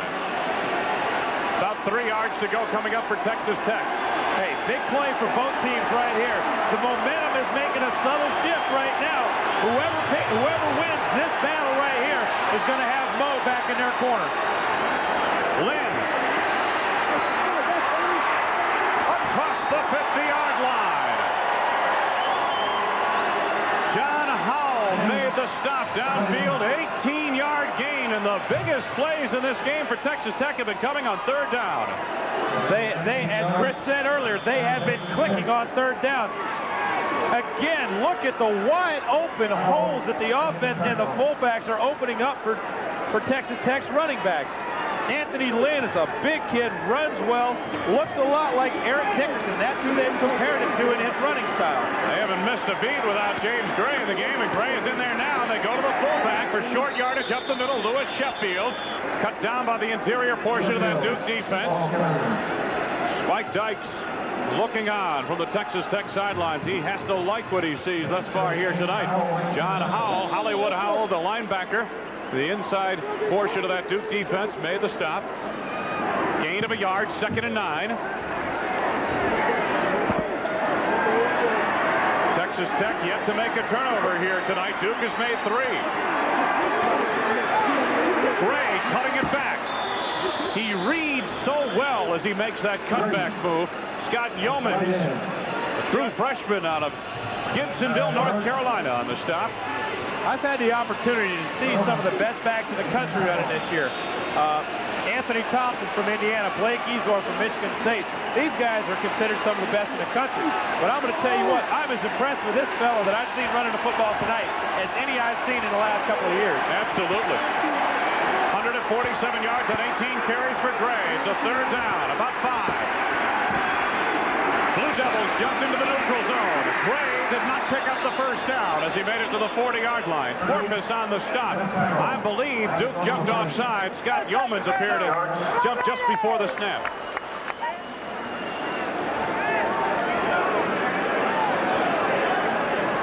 The officials sorting things out. Referee Dick Burleson. Offside on the defense. These are the kind of penalties that'll give a coach an ulcer. They've got the opportunity. They've got the opportunity early to stop Texas Tech, and they jump off sides, giving them an automatic first down. Looked like Jamie moved his shoulders a little bit there, Ben. Well, a quarterback is allowed to turn and talk. He can't move his head or bounce his legs around, and it was just an error of aggression on Duke's part. From the 37 of Duke, first down. Gray to the outside for about 3, down to the 34-yard line. George Edwards, Randy Sally arrive on the scene for the Blue Devils.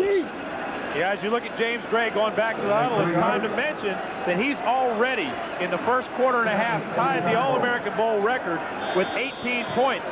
He tied Norman Jordan from Vanderbilt, who scored 18 points in the 1982 All-American Bowl here. Second down and 7. That's Manyweather to the top of your screen, the wide receiver. Good speed. Gill to Gray. Gray met in the hole. Atkinson was there to grab him around the ankles. Cly came in quickly along with Edwards. Derek Jackson also in on that stop.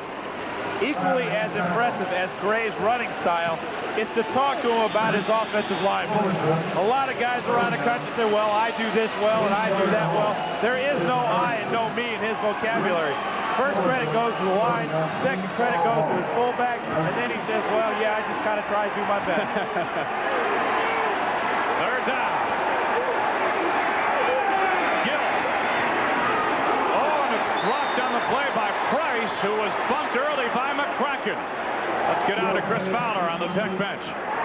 That incompletion kind of calmed down a little bit, but these Texas Tech players are whooping it up. They're calling this an old-fashioned West Texas whooping. They say they don't have much respect really for Duke's defense. They are going around chanting Southwest Conference football. They say an ACC team, there's no way they should be able to stop them. And so far, the physical difference between Texas Tech's offense and Duke's defense has been a big factor, fellas. Chris, you're in tough territory with that blue microphone cap on the Texas Tech side of the field. After this kick, I want to make a comment about that. 50-yard field goal attempt by Lynn Elliott, his longest 51, and this is no good. He had the distance, but not the direction. 3:21 left to go, first half of play. The Blue Devil defense has contained the Red Raiders, but not often here tonight. Interstate Battery Power starts up strong and keeps on going. To find an Interstate Battery dealer near you, Call 1-800-CRANK-IT. Get the power that goes on and on and on, yeah. One airline works harder than any other to make sure that a good landing not only means getting you there on time, but landing your bag in your hand on time as well. United. Come fly the friendly skies. It's 32 degrees, and Jan Trumpeter is learning all about her antifreeze. The hard way. Why is this happening to me? Don't push your luck. Guarantee it with Advanced Formula Prestone. The product. The proving grounds. The results. STP gas treatment is the edge.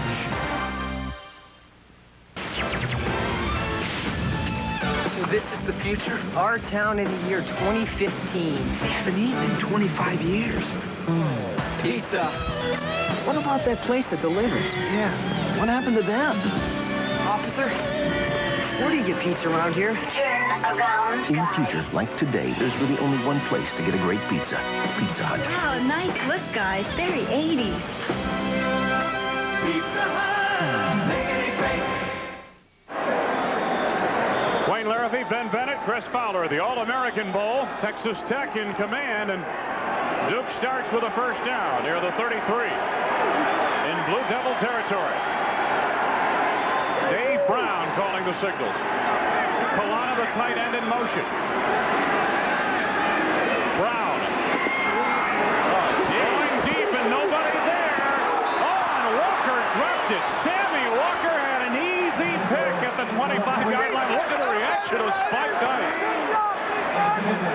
You know, I mentioned mentioned earlier about how Dave Brown was very fundamentally sound. There was a breakdown. He called an audible, and I don't think Clarkson Hines picked it up. And then Dave Brown added insult to injury. Watch how he throws this ball falling backwards. Watch Clarkson break down, and the ball goes straight up in the air. Walker just drops an easy interception. Second down at 10 from the 33 of Duke. Brown. This time, no miscommunication. Clarkston Hines has a first down. At the 46-yard line, Sammy Walker on the stop.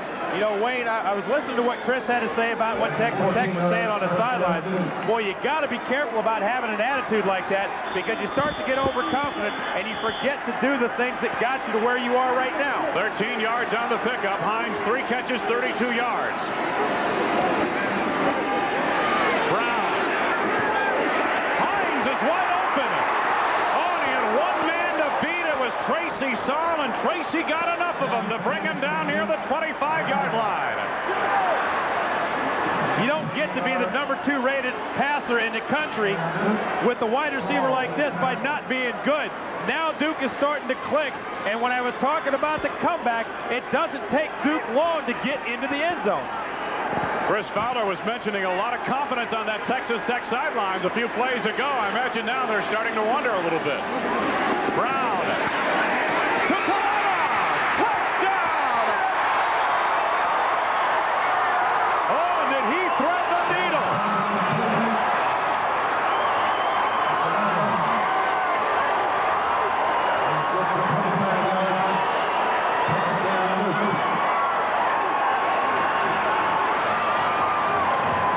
Tracy Saul made a gamble, and Dave Colonna made him pay for it. Randy Gardner for the point after. Look at Steve Spurrier and his staff. They've got it working now. The extra point is good. Now, watch after the play fake. Watch the throw to Colonna. The linebackers come up. They've got a hold and honor the ball fake. You can see him step up in there. As Brown delivers it, he delivers it behind. They step up in there to try and make the interception, and the ball was thrown just enough behind that he couldn't get there. And Colonna made a great adjustment. Dave Brown said, yes, I meant to throw it behind you. That's the only place you could have caught it, and they couldn't. And by the way, that wasn't Tracy Saul. That was Sammy Walker. I apologize to Tracy. And, you know, during the break, I was talking to the guys down in the truck, and I said, fellas, Duke is not out of this yet. You got to realize they've got the quick strike capability. Well, I think the last 2 Duke drives have proved me true.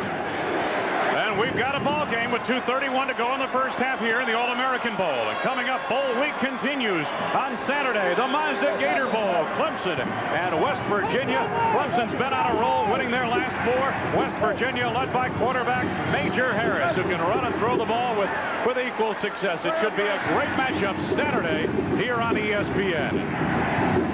Wayne, there's still 2.5 minutes left in the first half. Texas Tech has got to be wondering, hey, how do we get this far ahead? And all of a sudden, now we're only up by 2 touchdowns. For both teams, it's important for Texas Tech, 1, not to turn the football over. And for Duke, it's important for them to hold Texas Tech and not let them put any points on the board before halftime.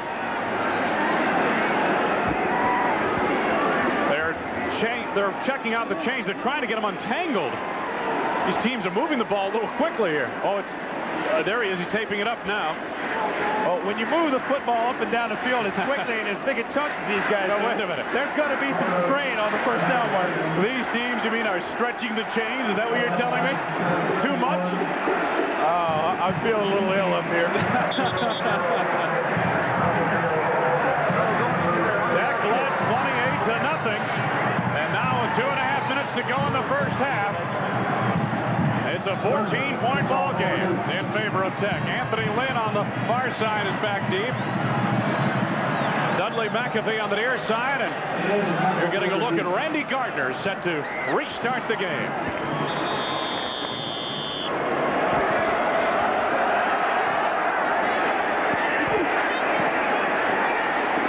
Taken by one of the upbacks, Brian Dubisky across the 25, and he's nailed immediately.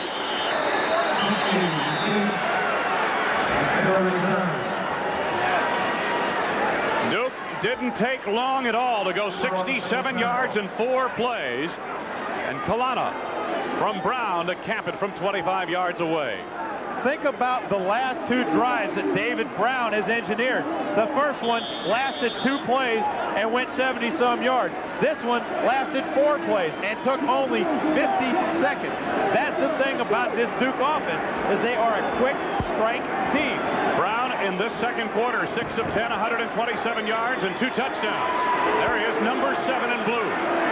First down, Texas Tech. Play action to Gray. Gill going over the top. For Merriweather, pass a bit overthrown to the 45-yard line of Duke. Irwin Sampson, the free safety, in pursuit. Jamie Gill makes big plays on the move and has a nice arm. I tell you, I'm not exactly sure where he was throwing that football. He had the square-in route to Merriweather, but he also had number 2, or Merriweather underneath it, Travis Price, coming over the top, and the ball just kind of went over the short guy's head, under the deep guy's hands. He let him a bit too much on that play, and you're right, it was basically a little bit too low for the receiver to make a play on. Slots it up to out of your screen. Anthony Lynn. Oh, the Blue Devils have been fooled by that play. One's too many here tonight. They respond this time. Gain of a yard or 2, but no more. Derek Jackson filling in from the secondary. Anthony Allen, the left tackle, on the stop. Now I'm going to tell you what's happening here. Right now, Texas Tech is kind of reeling from the 2 quick touchdowns that Duke has scored. They missed the pass on first down. It stopped the clock. Now they're trying to go back and run some clock before the end of the half. Because if Duke gets the football back again, they're going to have enough time to go down and at least get a field goal.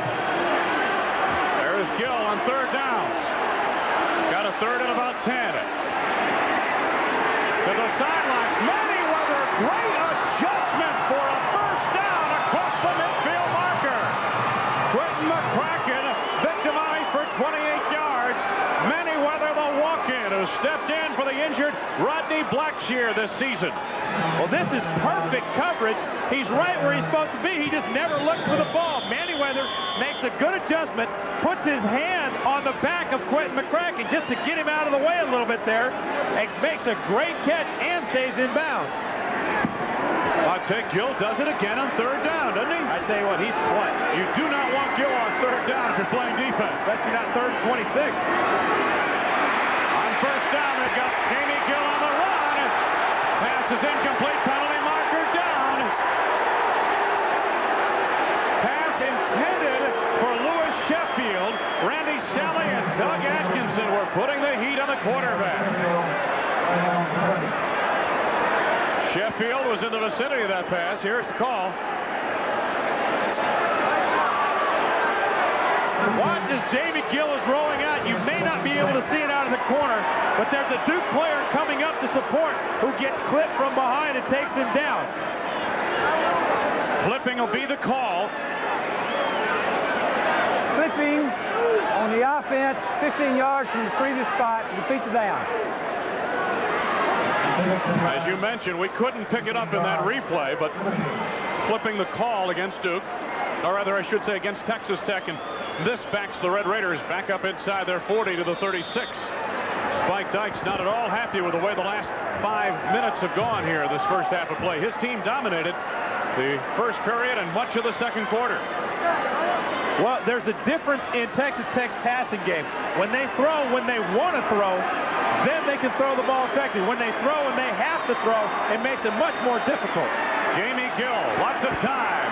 Going for Price, the ball tipped. Incomplete. Quentin McCracken, and boy, they've been going at McCracken here tonight.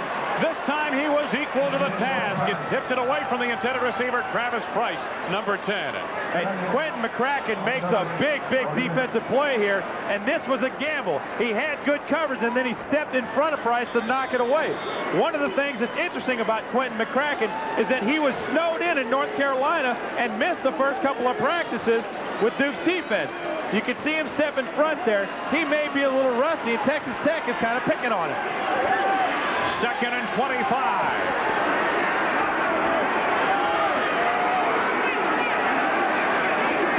Gill. Sack back inside the 30, near the 27-yard line. Tom Corpus, the senior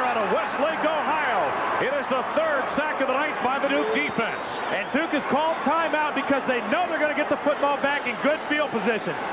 This is the big play on defense that we talked about. You see a great spin move by Corpus. You see Reggie White do that all the time, and Bruce Smith, you'll see him coming in from the backside. This is just a great individual effort by Corpus.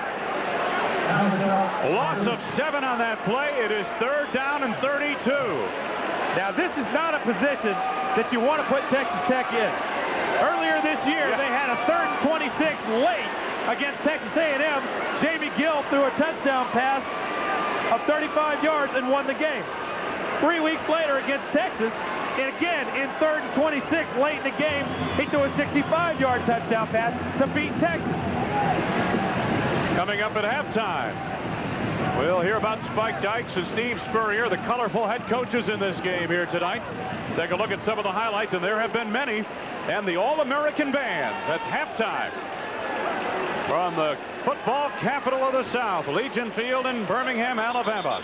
Steve Spurrier getting his offense ready for the 2-minute drill. They have 47 seconds left of the clock right now and must stop Texas Tech at a 3rd down and long. 3rd and 32.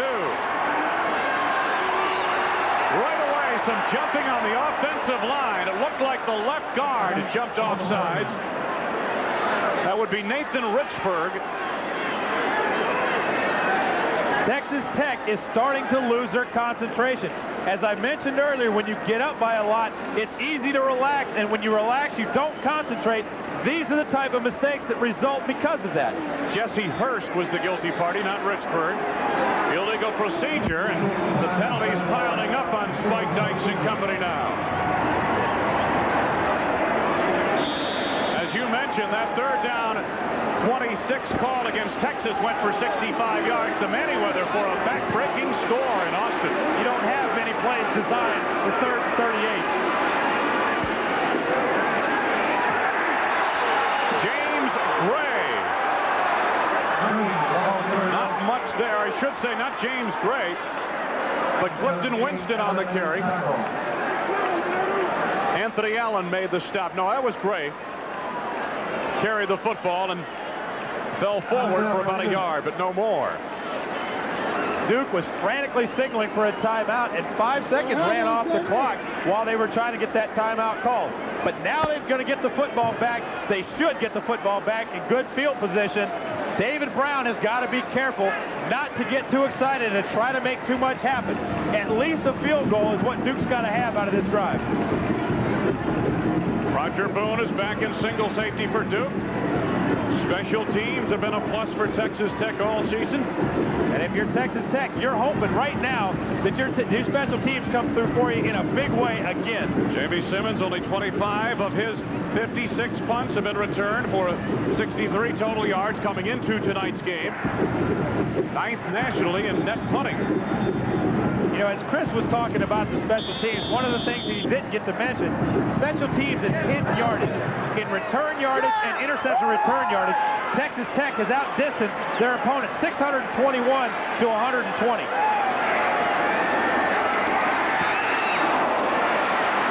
Roger Boone, fair catch signal.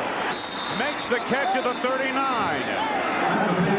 61 yards away from the end zone. The Blue Devils will put it in play. 38-yard punt, no return. Simmons showing us why he leads the Southwest Conference in net punting. He gets great leverage on almost every punt. Hey, he's a good one. They don't come a lot better than he does. Now, what you got to think if you're Texas Tech here, you know Duke's going to try and get down and get a field goal. Lay back, keep everything in front of you. Don't let somebody run past you. One timeout left for Duke. Brown. Zuberer could not hang on. He was drilled by Brian Dubisky at the 40-yard line. Dubisky with the whale of a shot. That would have been a big play right there. Watch Dubisky. Boom! Zuberer had the ball. That could have even been called a fumble. But whatever you call it a big hit by Dubisky. Ooh. 2nd down and 10.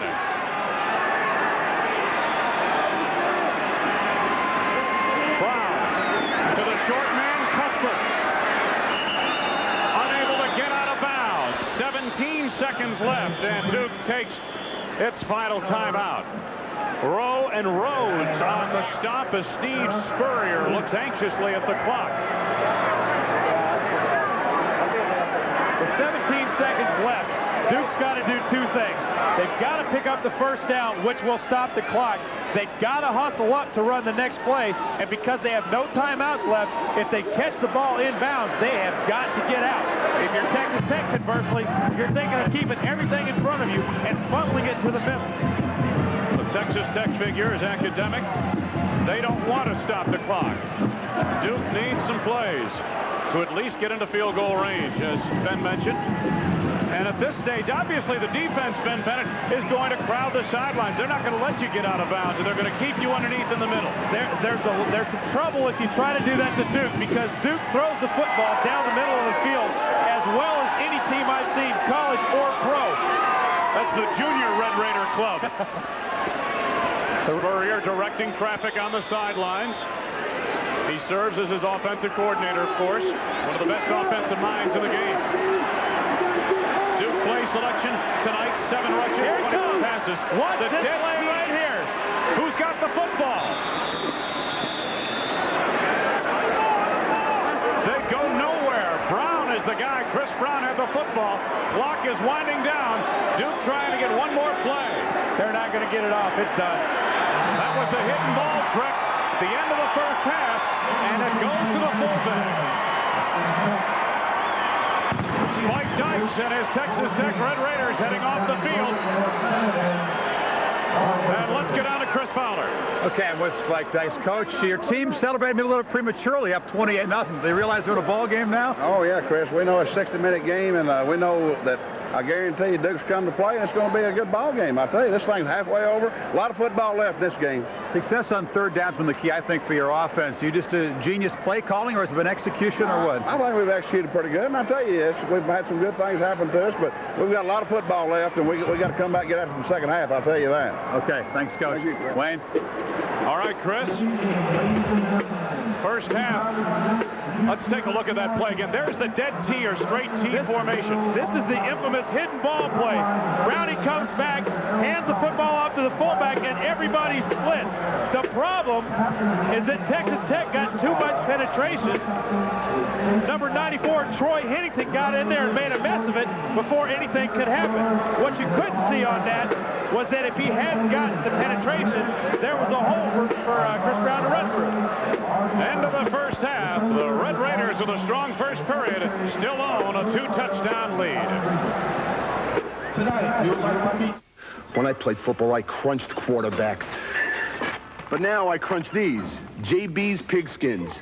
The new pork rinds. Still going. Nothing outlasts the Energizer. They keep going and going. This is a commercial for affordable, high-quality Kelly tires. Unless, of course, you happen to believe you've got to spend a lot of money to buy a great tire. In which case, this is a commercial for a bridge. Kelly, a good deal on a great tire.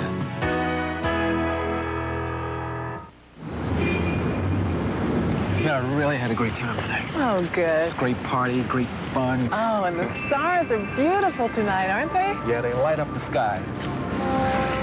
Spend the evening of December 30th gazing at stars. Anita Baker, Gregory Peck, Frank Sinatra, and many others, as Budweiser brings you the 10th consecutive Lou Rawls Parade of Stars to benefit the United Negro College Fund.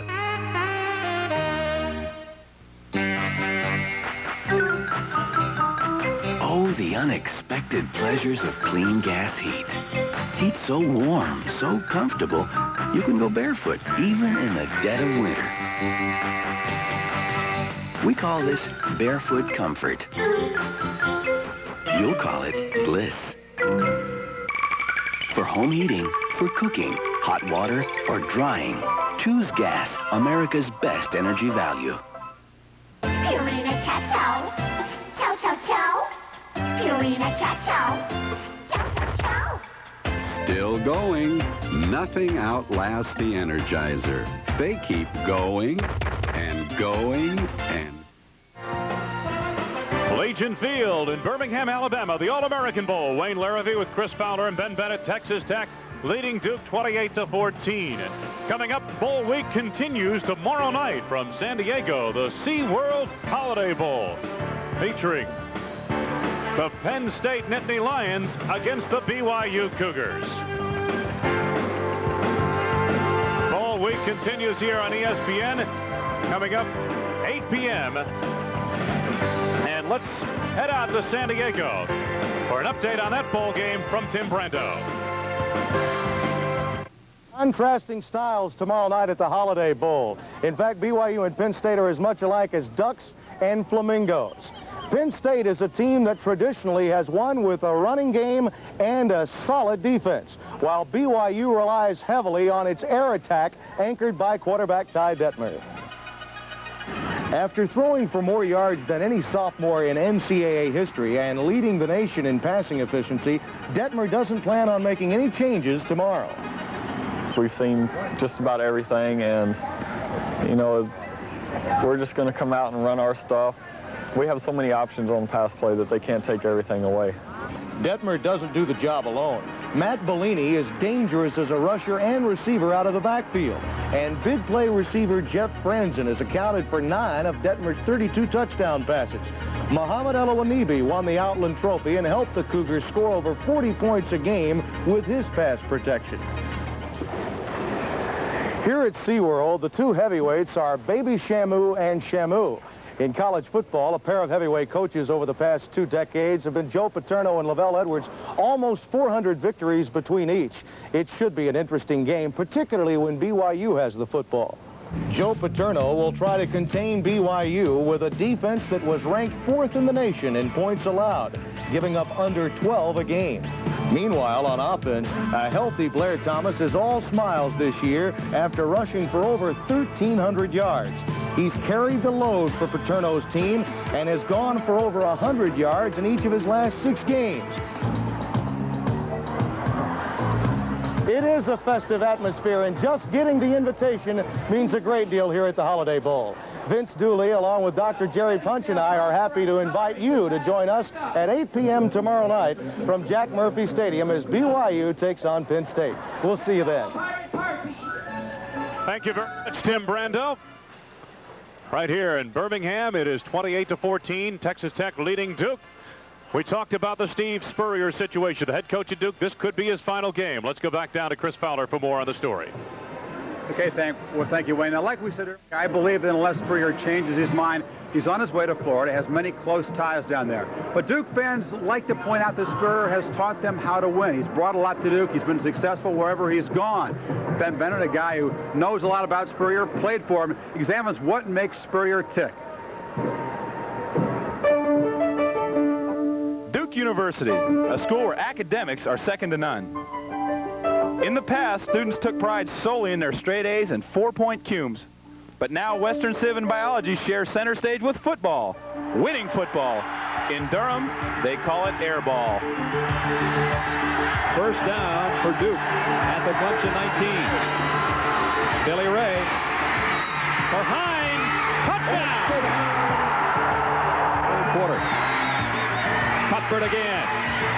He's got the first down. It looks like he might have the touchdown. He does. Third down and 4. Brown to the end zone. Touchdown!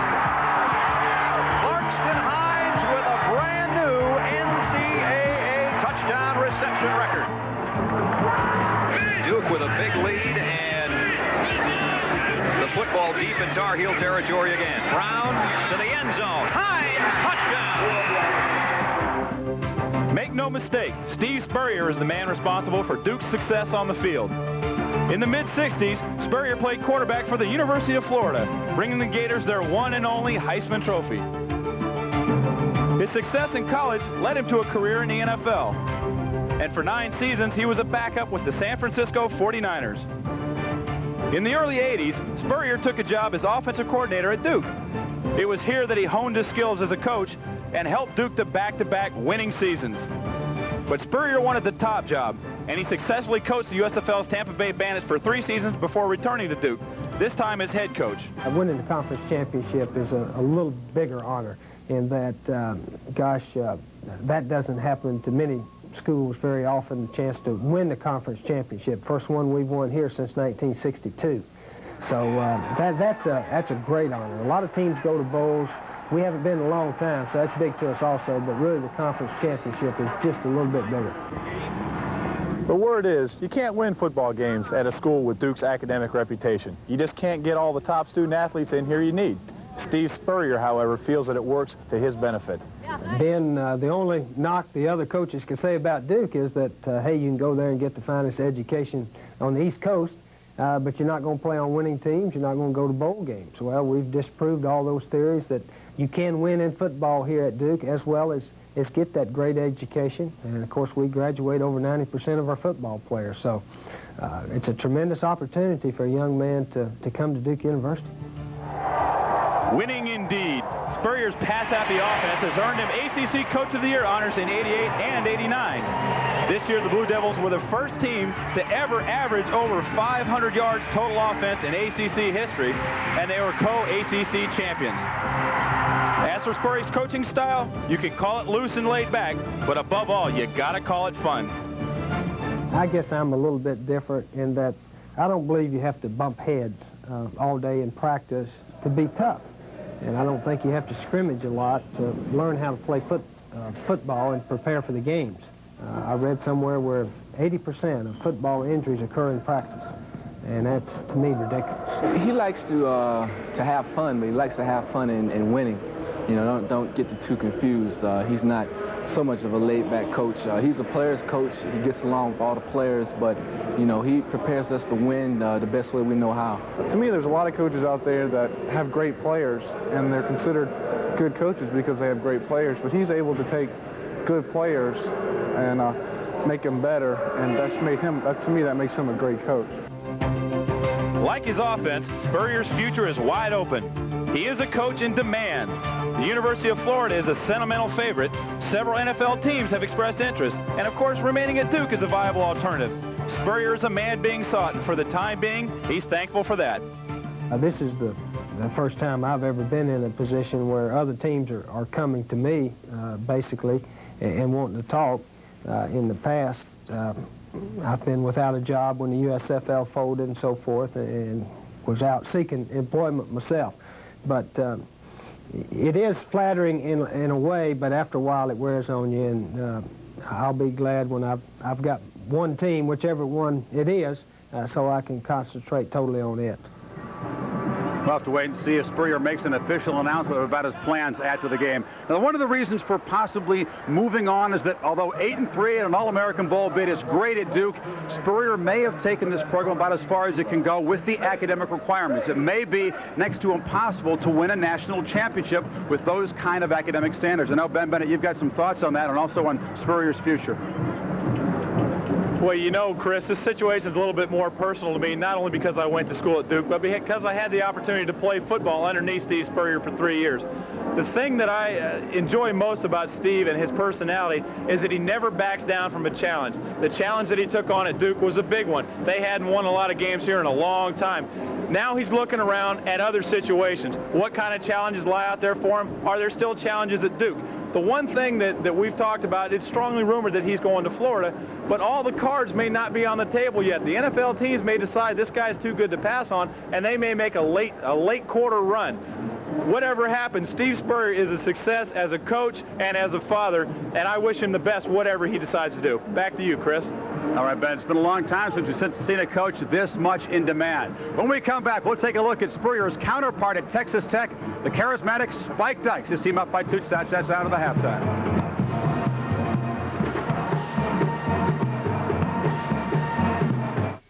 The great games, the games to remember. 1957, Notre Dame's Fighting Irish snap Oklahoma's 47-game winning streak, and the Sporting News was there. 1987, Penn State caps a perfect season with a Fiesta Bowl win over Miami to take the national championship, and the Sporting News was there. Yes, wherever great games are played, the Sporting News is there for you, bringing you America's most complete coverage of football, baseball, basketball, and hockey. The Sporting News, where great things happen every week. Don't let them happen without you. Call now. Subscribe now at the lowest rate anywhere with convenient delivery right to your door. Call 1-800-782-9500 and get 29 issues of the Sporting News for 4 payments of just $4.99. You'll save 69% off the cover price, 40% off the regular subscription rate. You can't get a better deal. Call now 1-800-782-9500. That's 1-800-782-9500.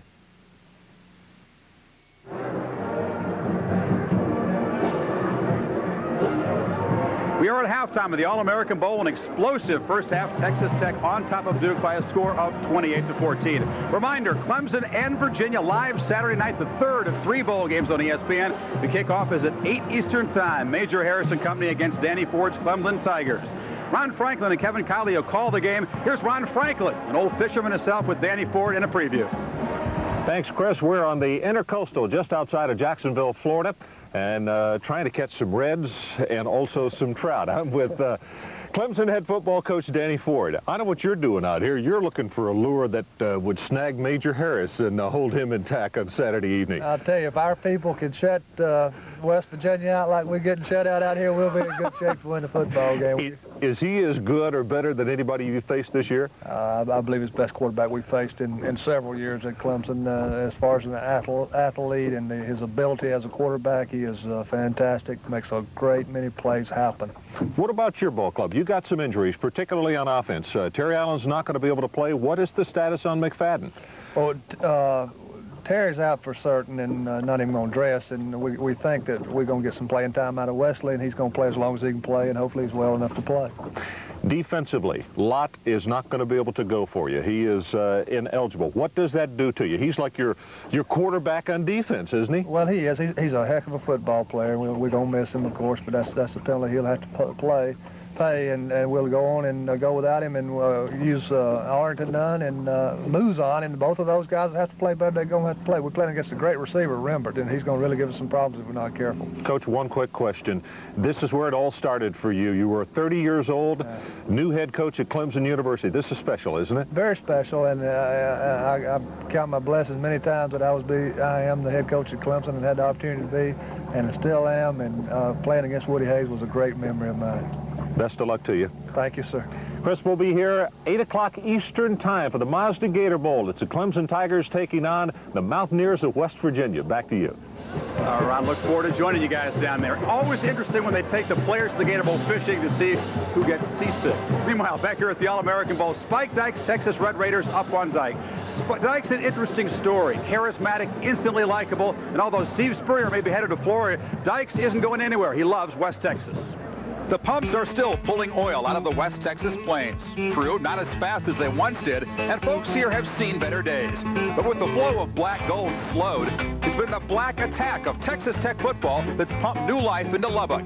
Jones Stadium was jumping this fall as the Red Raiders won 8 games for the first time in 13 seasons and climbed to 24th in the AP poll. As the man in charge of the Raiders' rebirth, Spike Dykes uses the same simple coaching philosophy that he learned as a rookie head coach.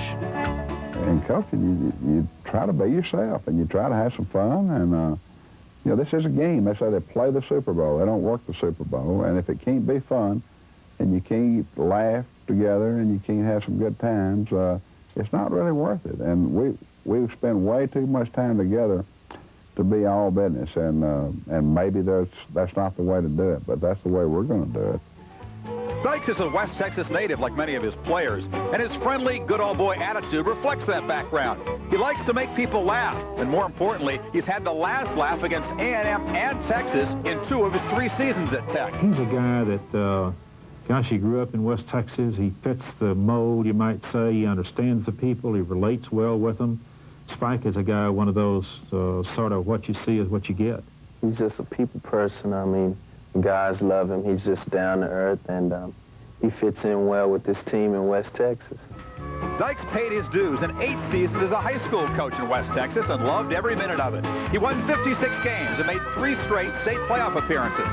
Then in 1972, Texas coach Darrell Royal spotted Dykes' talent and made him an assistant. In 5 years, Spike learned much from the legendary Royal. It was a great privilege to work for Darrell Royal. You get to see the best operate. The thing that made Darrell so great was his staff. You know, Mike Campbell's, the Willie Zappalaks, Orrin Patterson's, those guys, they were tremendous football coaches. They were tremendous people. Dyke's attitude molded a work ethic that helped Tech overcome a deficit of raw talent. With 6 walk-ons starting, the Red Raiders were picked 6th in the Southwest Conference and given no shot at a bowl. But an opening win over Arizona gave this young team a boost, and dramatic comebacks against the Longhorns and Aggies put them in the school's 2nd bowl of the 80s. This is the best season we've had lately. And so this has been a fun year. It really has been a fun year because there's a bunch of great guys that are overachievers, and they've worked hard, and we've been fortunate enough to win some games. Red Raider Mania has taken Lubbock by storm, and the folks in these parts are just plain thrilled to have a winning team and a homegrown coach whom they hope will stick around for a long, long time. You never know what the future holds, and but I would say that I would trade this job for none. I'm certainly not looking for any place to go. I love Texas Tech. I love the people here in Lubbock. I love this part of the country, and I don't know what more you could ask for. His colorful style perfect for a program trying to get recognition, but it means nothing if you don't back it up on the field. And wins over Texas and A&M were huge. The first bowl win since '73 would also be big, and Dyke's team up by 2 touchdowns at the half. It's 32 degrees, and Jan Trumpeter is learning all about her antifreeze the hard way. What is happening to me? Don't push your luck. Guarantee it with Advanced Formula Prestone. The product, the proving grounds, the results. STP gas treatment is the edge.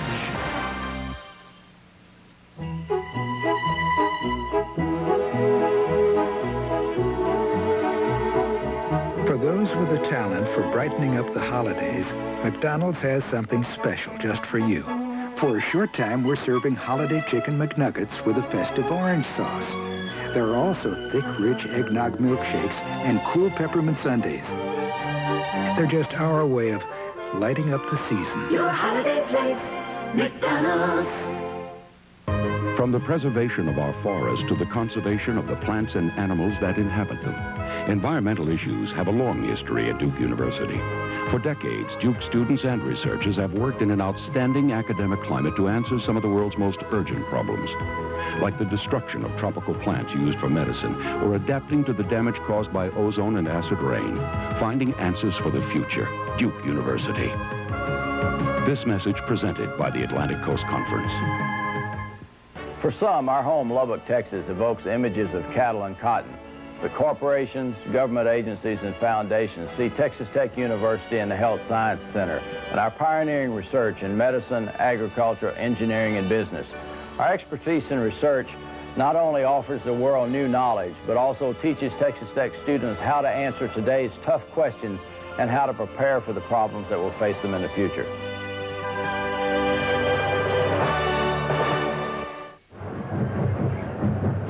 I'm joined by Dr. Jim Durf, the executive administrator of the Children's Hospital of Alabama here in Birmingham, one of the charities that benefits so much from the All-American Bowl.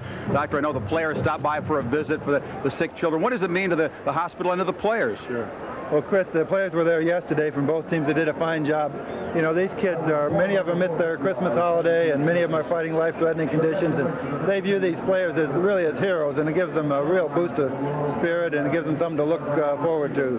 And the players get a lot out of it, too. Yeah, I think it works both ways. They walk away from there appreciating what they have. It's really very touching. He's not unbiased, folks. The Duke button right here tells it all. He's a former Duke player. Let's go down to the field now for an All-American salute, our halftime show with both bands.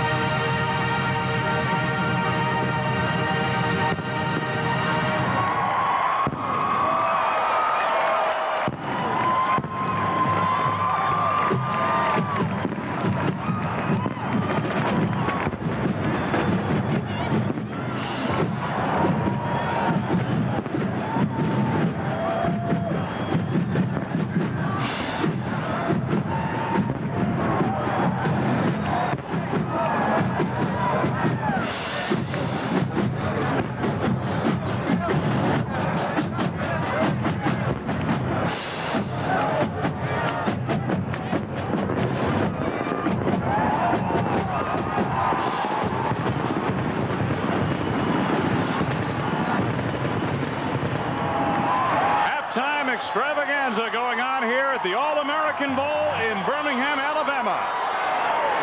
Texas Tech leading Duke at the break. Both teams heading back onto the field. Will return for the second half of tonight's game after these words. What's the matter? Don't you trust my driving? No, just a good habit.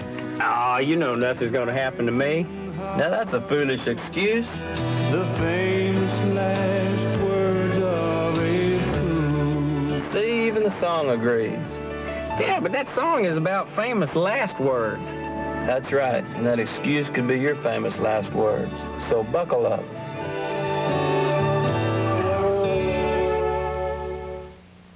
Your Better Buick dealers, home of Buick LeSabre, the most trouble-free American car, announce no trouble value days. They're slashing year-end inventories. So you want a great deal on a new 1990 Buick? No trouble. You want no payments for 90 days? No trouble. You want factory cash back? No trouble. Or get 4.8% GMAC financing for 4 years on selected models. Just make your best deal. But get to your Better Buick dealer this week, where a great deal on the most trouble-free American car is no trouble. The Heart Center at Duke University Hospital, one of the world's leading treatment and research centers in the war on heart disease. Hundreds of doctors, scientists, nurses, and technicians working together to improve therapy and to increase our understanding of the disease process. Developing new surgical techniques, pioneering exercise and nutrition programs, finding answers for the future. Duke University. This message presented by the Atlantic Coast Conference. Like the land that surrounds it, Texas Tech University and Health Sciences Center offers those that venture into its boundaries endless horizons. It is this that inspires the discovery of test tube cotton, the search for a more fuel-efficient auto, a computer network linking rural hospitals, ways to defend ourselves against the ravages of nature, and the study of Texas' celebrated wine industry. Texas Tech, a university with an exciting future and endless horizons. ESPN's presentation of the 1989 All-America Bowl, Duke versus Texas Tech, is brought to you by Volkswagen. Honest value, German engineering. It's time to think about Volkswagen again. And by the U.S. Armed Forces, where opportunity is waiting for you. Ben Bennett, Chris Fowler. Let's take a look at the first half numbers really quick. The two teams combined for 574 yards of offense between them. The big disparity, of course, time of possession, as well as rushing yards. Opening kickoff of the second half. There's a look at Randy Gardner, getting set to start the ball game here in the third period for Duke. Twin safeties back deep for Texas Tech.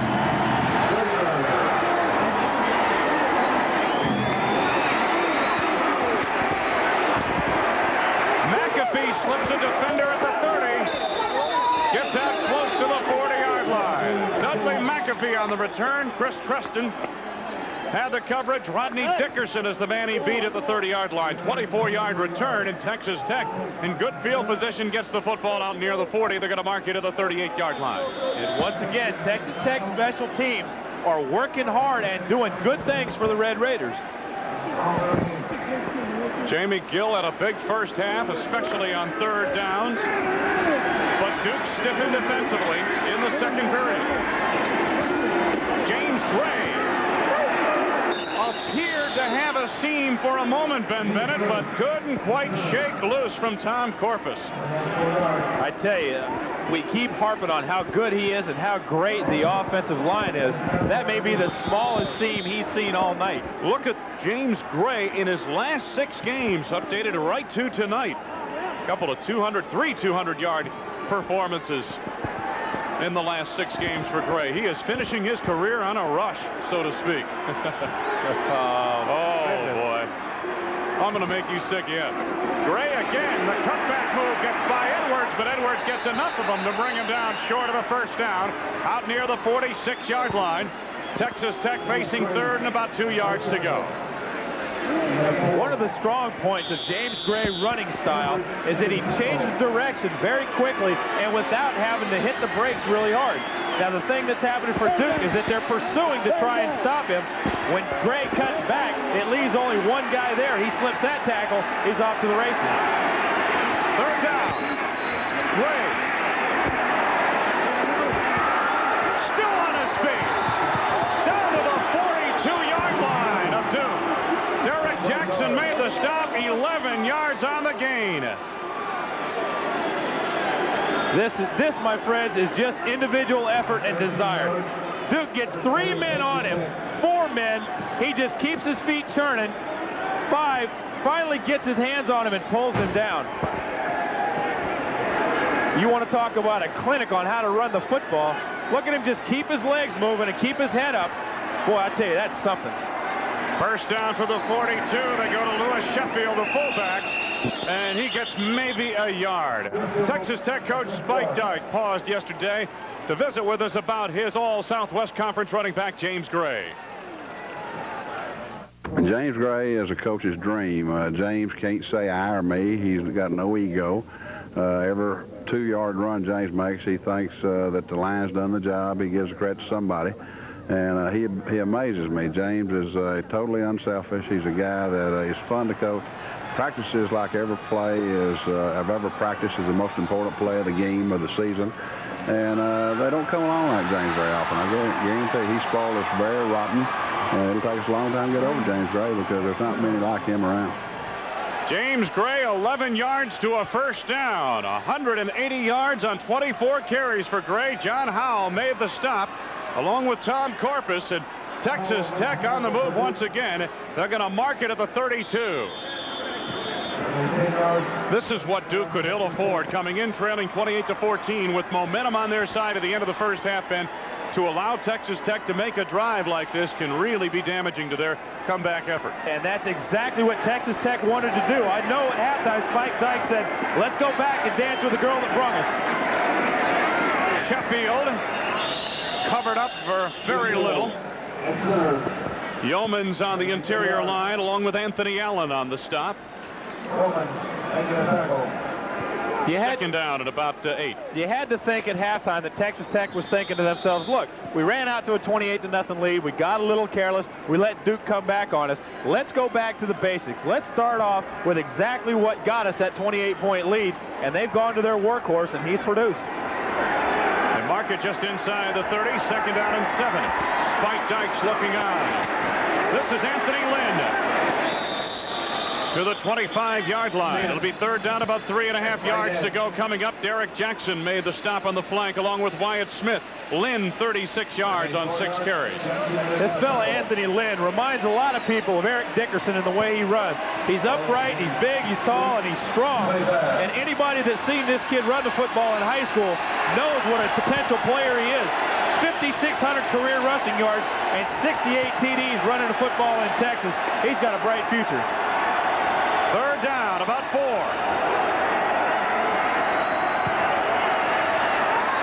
Blue Devils come off sides. Contact made in the neutral zone, and they hold up the play.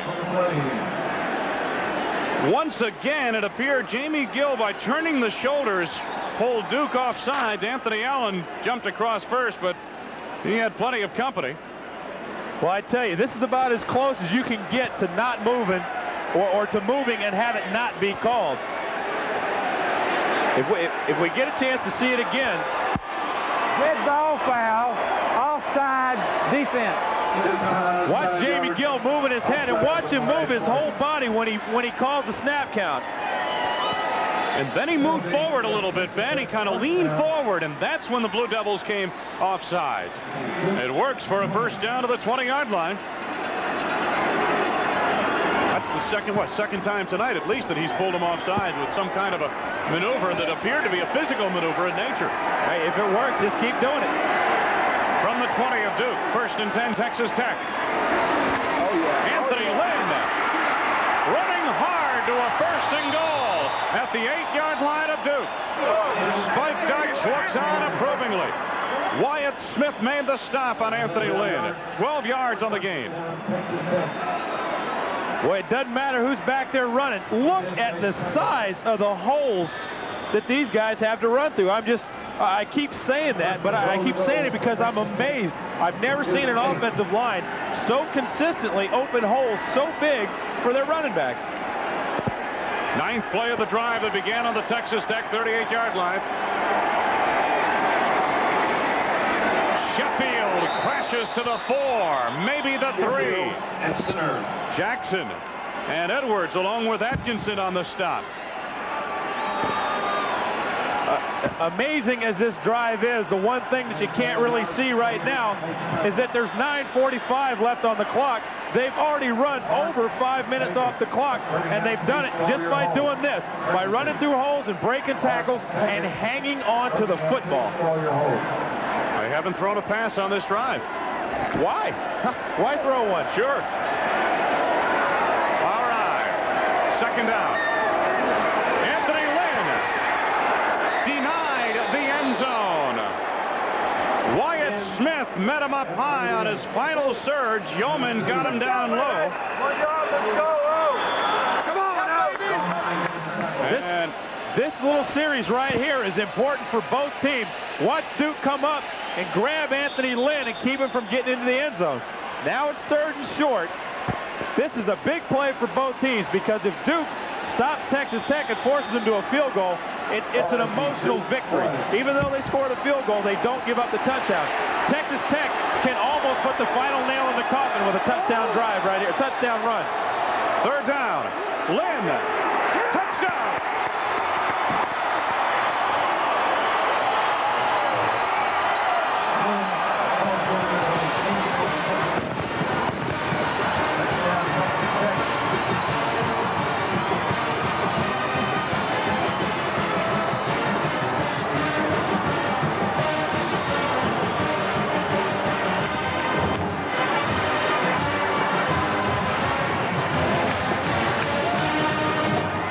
Drive belonged to Anthony Lynn, the sophomore from Salina, Texas. 11 plays, 62 yards.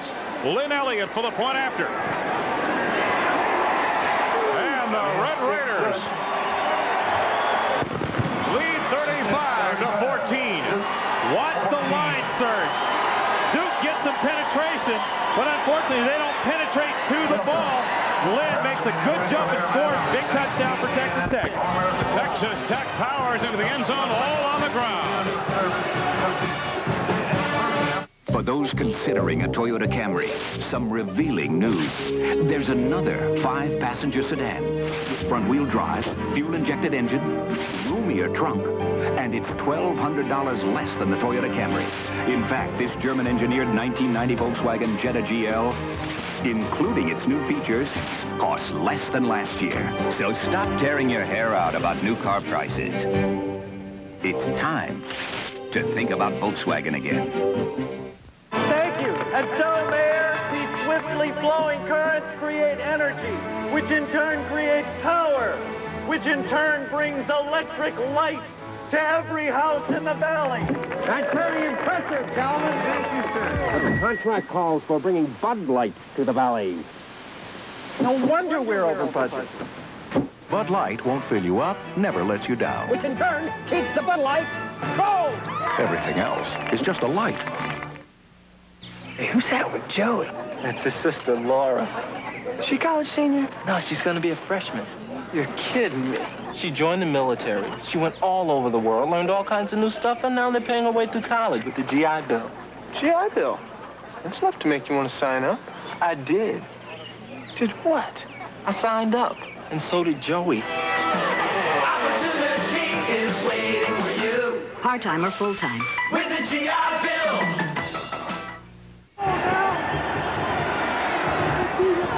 Texas Tech has taken command once again with 8:48 to go in the 3rd period. 11 plays, 62-yard drive, took 6:12 off the clock. All of it on the ground. Anthony Lynn, 4 carries, 19 yards, including the final 2 for the touchdown. This is Randy Jones on the kickoff return. Out to the 24-yard line. Lyric Eaton made the stop. Oh, look at this. That ties the school bowl record. You know, Texas Tech has been in 18 bowl games but only one other bowl in this decade. The only teams in the Southwest Conference who have been in more bowl games than Texas Tech, believe it or not, are obviously Texas and Arkansas. That's a heck of a statement to the tradition that they have working. Blue Devils have their work cut out for them. First down. Billy Ray back in at quarterback. Well covered was Kalana, the tight end. He picks up about 5 or 6 yards. Charles Rowe made the stop. You saw Steve Spurrier kind of yell there. He was yelling that Z was open. What they did was they're running pass patterns down the field. The linebackers jumped up short to cover the short guys, and it opened up the receivers cutting behind them. Second down for Billy Ray and company. Ray hit from behind. His knee touches. There is also a penalty marker down. Tom Mathesmeyer got enough of Billy Ray to bring him to one knee, and the play is dead at the 19-20-yard line. Well, you want to talk about a superior effort. Mathesmeyer not only got in and made the sack on somebody that was holding. Holding the call against Duke. That was a 9-yard loss on the player thereabouts. And that somebody that's holding him is an All-American tackling, Chris Port. On the offense, decline, third down. So it becomes third down now, and about 14 yards to go. That's the first sack of the night by Texas Tech. Chris Port at 6'7", 280 pounds, a senior, is a 2-time All-ACC offensive lineman, and he just flat got beat. Mathesmeyer just beat him. Third down and long. Hines in motion. Billy Ray afforded good protection. Hines, the short man, not going to have enough room to get a first down. Pick up a 5 to the 25, and the Texas Tech defense contains on third down. Mathesmeyer forced him out of play, and Billy Ray heads back to the sidelines. Let's get on to Chris Fowler. Fellas, Billy Ray had always dreamed about being a quarterback here at Legion Field, but he meant to do it as an Alabama player. Not here in the All-American Bowl. Ray, of course, was at Alabama, transferred to Duke in 1988. And as he walked in yesterday, interesting to see his reactions. He kind of looked around and had some bad memories of the place. Those memories have not gotten any better so far tonight for him. Tracy Saul makes the fair catch at the 40-yard line where Texas Tech will put it in play. And boy, I tell you, the Blue Devils not able to stem the tide at this point, trailing 35-14 with 7:33 to go in the third. 40-yard line. You're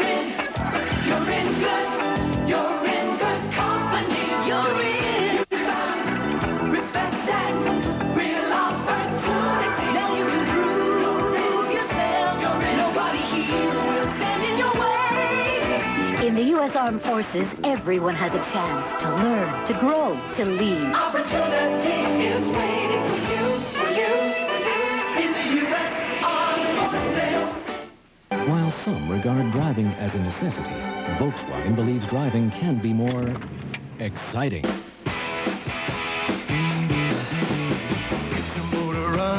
Introducing Corrado. Get out on the highway.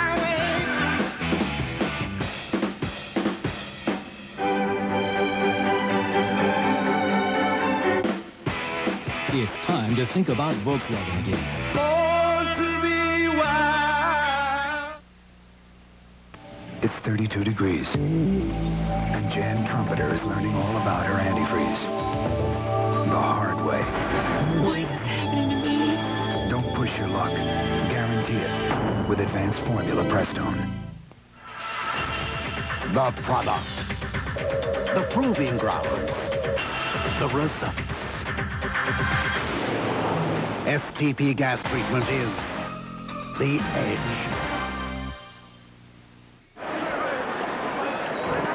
That's our story. We're third period of play. Texas Tech scored the first touchdown of the second half. Let's take a look at what happened in the first half on the possession chart.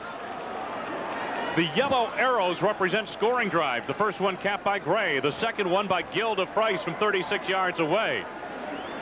And you take a look at the 54, 55-yard drives, a missed field goal and a punt. And here in the third period of play, Lena scored on a 1-yard touchdown plunge, capping a 62-yard 11-play drive. The Red Raiders have been impressive here tonight. First down from their 40. James Gray, big hole.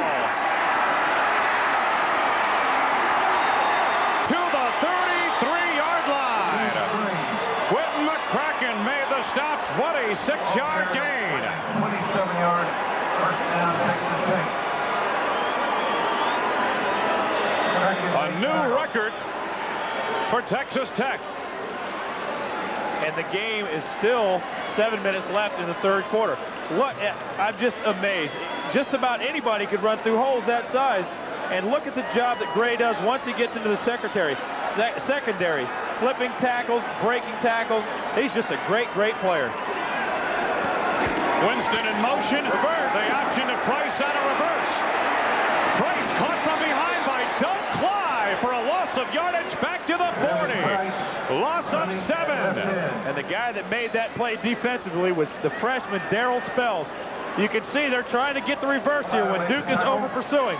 Spells stays at home, and although he doesn't make the tackle, he slows up Price enough for Cly to get his hands on him and pull him down for a loss. That's a great call, though, because Duke is having so much trouble tackling that everybody on the team has got to pursue hard to try and get him. Double tight ends for the Red Raiders on second down. James Gray to the 35, to the 30, to the 25-20, down to the 15-yard line to the 13. Wyatt Smith makes the stop. Another 27 yards for James Gray, who is electrifying the crowd here. 26 carries, 232 yards. Watch the latest. The key to this play, look, Hollywood Howe steps inside of the block and allows James Gray to get outside. And when a guy with this talent gets outside, boy, let me tell you something, he's going to make some things happen. Watch the work up front. It's been wonderful all night. You just can't say enough about these guys. They are just creating monstrous holes. Clifford Winston on a quick hitter, slanting to the left side. Tom Corpus made the stop, burying him at the 10-yard line after a gain of about 3. These fellas, we talked about that offensive line of Odiorn, Richburg, Lynn Wright. As Spurrier looks on, he's got to be wondering, hey, I got an offensive line like these guys. How come my guys can't do this? Well, they can't do it because these guys have been playing together for 5 years. They know where everybody's going on every play. Second down. Anthony Lynn. Just short of the goal line. They continue to shred the Blue Devil defense. Jackson made a touchdown-saving tackle. Yeomans was also there. Looking to pull the right guard. The lead blocks out in front. They are just stoning the Duke linebackers and the Duke defensive ends. You can see the kick-out block, the seal block, and look at Duke players just hitting the turf all over the field. They're not tripping and falling, fellas. They're getting the stuffing knocked out of them. Texas Tech 281 yards rushing. They're a half yard away from another score. Anthony Lynn stopped short. Ran into a blue wall at the goal line. You know, as you watch Texas Tech execute, and that's exactly what they're doing, they're executing, you almost wonder out loud, well, it's not going to be how, when, it's going to be how much. It's just they just keep coming and keep coming and keep coming. Duke has shown no ability whatsoever in the second half to stop anything they're doing. What a job that man has done to prepare the Red Raiders for this game. Spike Dykes. Second down and goal. Gill on the keeper for the score.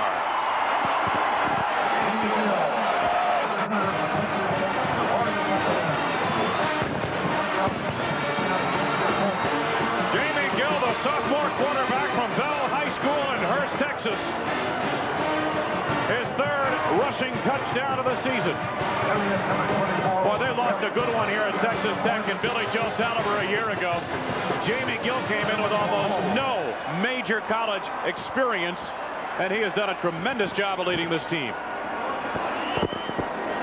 Lynn Elliott for the point after.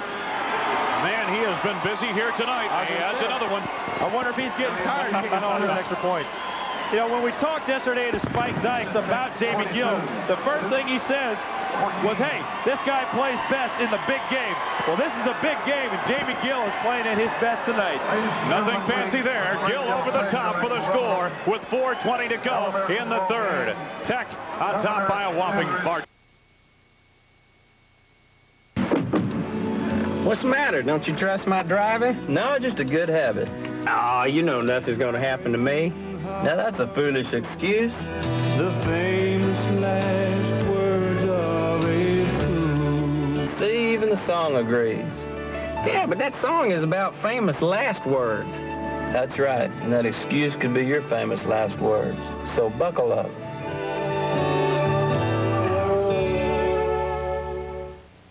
Your Better Buick dealers, home of Buick LeSabre, the most trouble-free American car, announce no trouble value days. They're slashing year-end inventories. So you want a great deal on a new 1990 Buick? No trouble. You want no payments for 90 days? No trouble. You want factory cash back? No trouble. Or get 4.8% GMAC financing for 4 years on selected models. Just make your best deal. But get to your Better Buick dealer this week, where a great deal on the most trouble-free American car is no trouble. New Year's Eve, we dare you to watch as Robbie Knievel tries to conquer the fountains at Caesar's Palace, where his father met his match. Then we lay down a double dare as these men risk it all, leaping from treacherous heights to the life-threatening ocean tides below at the Acapulco Cliff Diving Championships.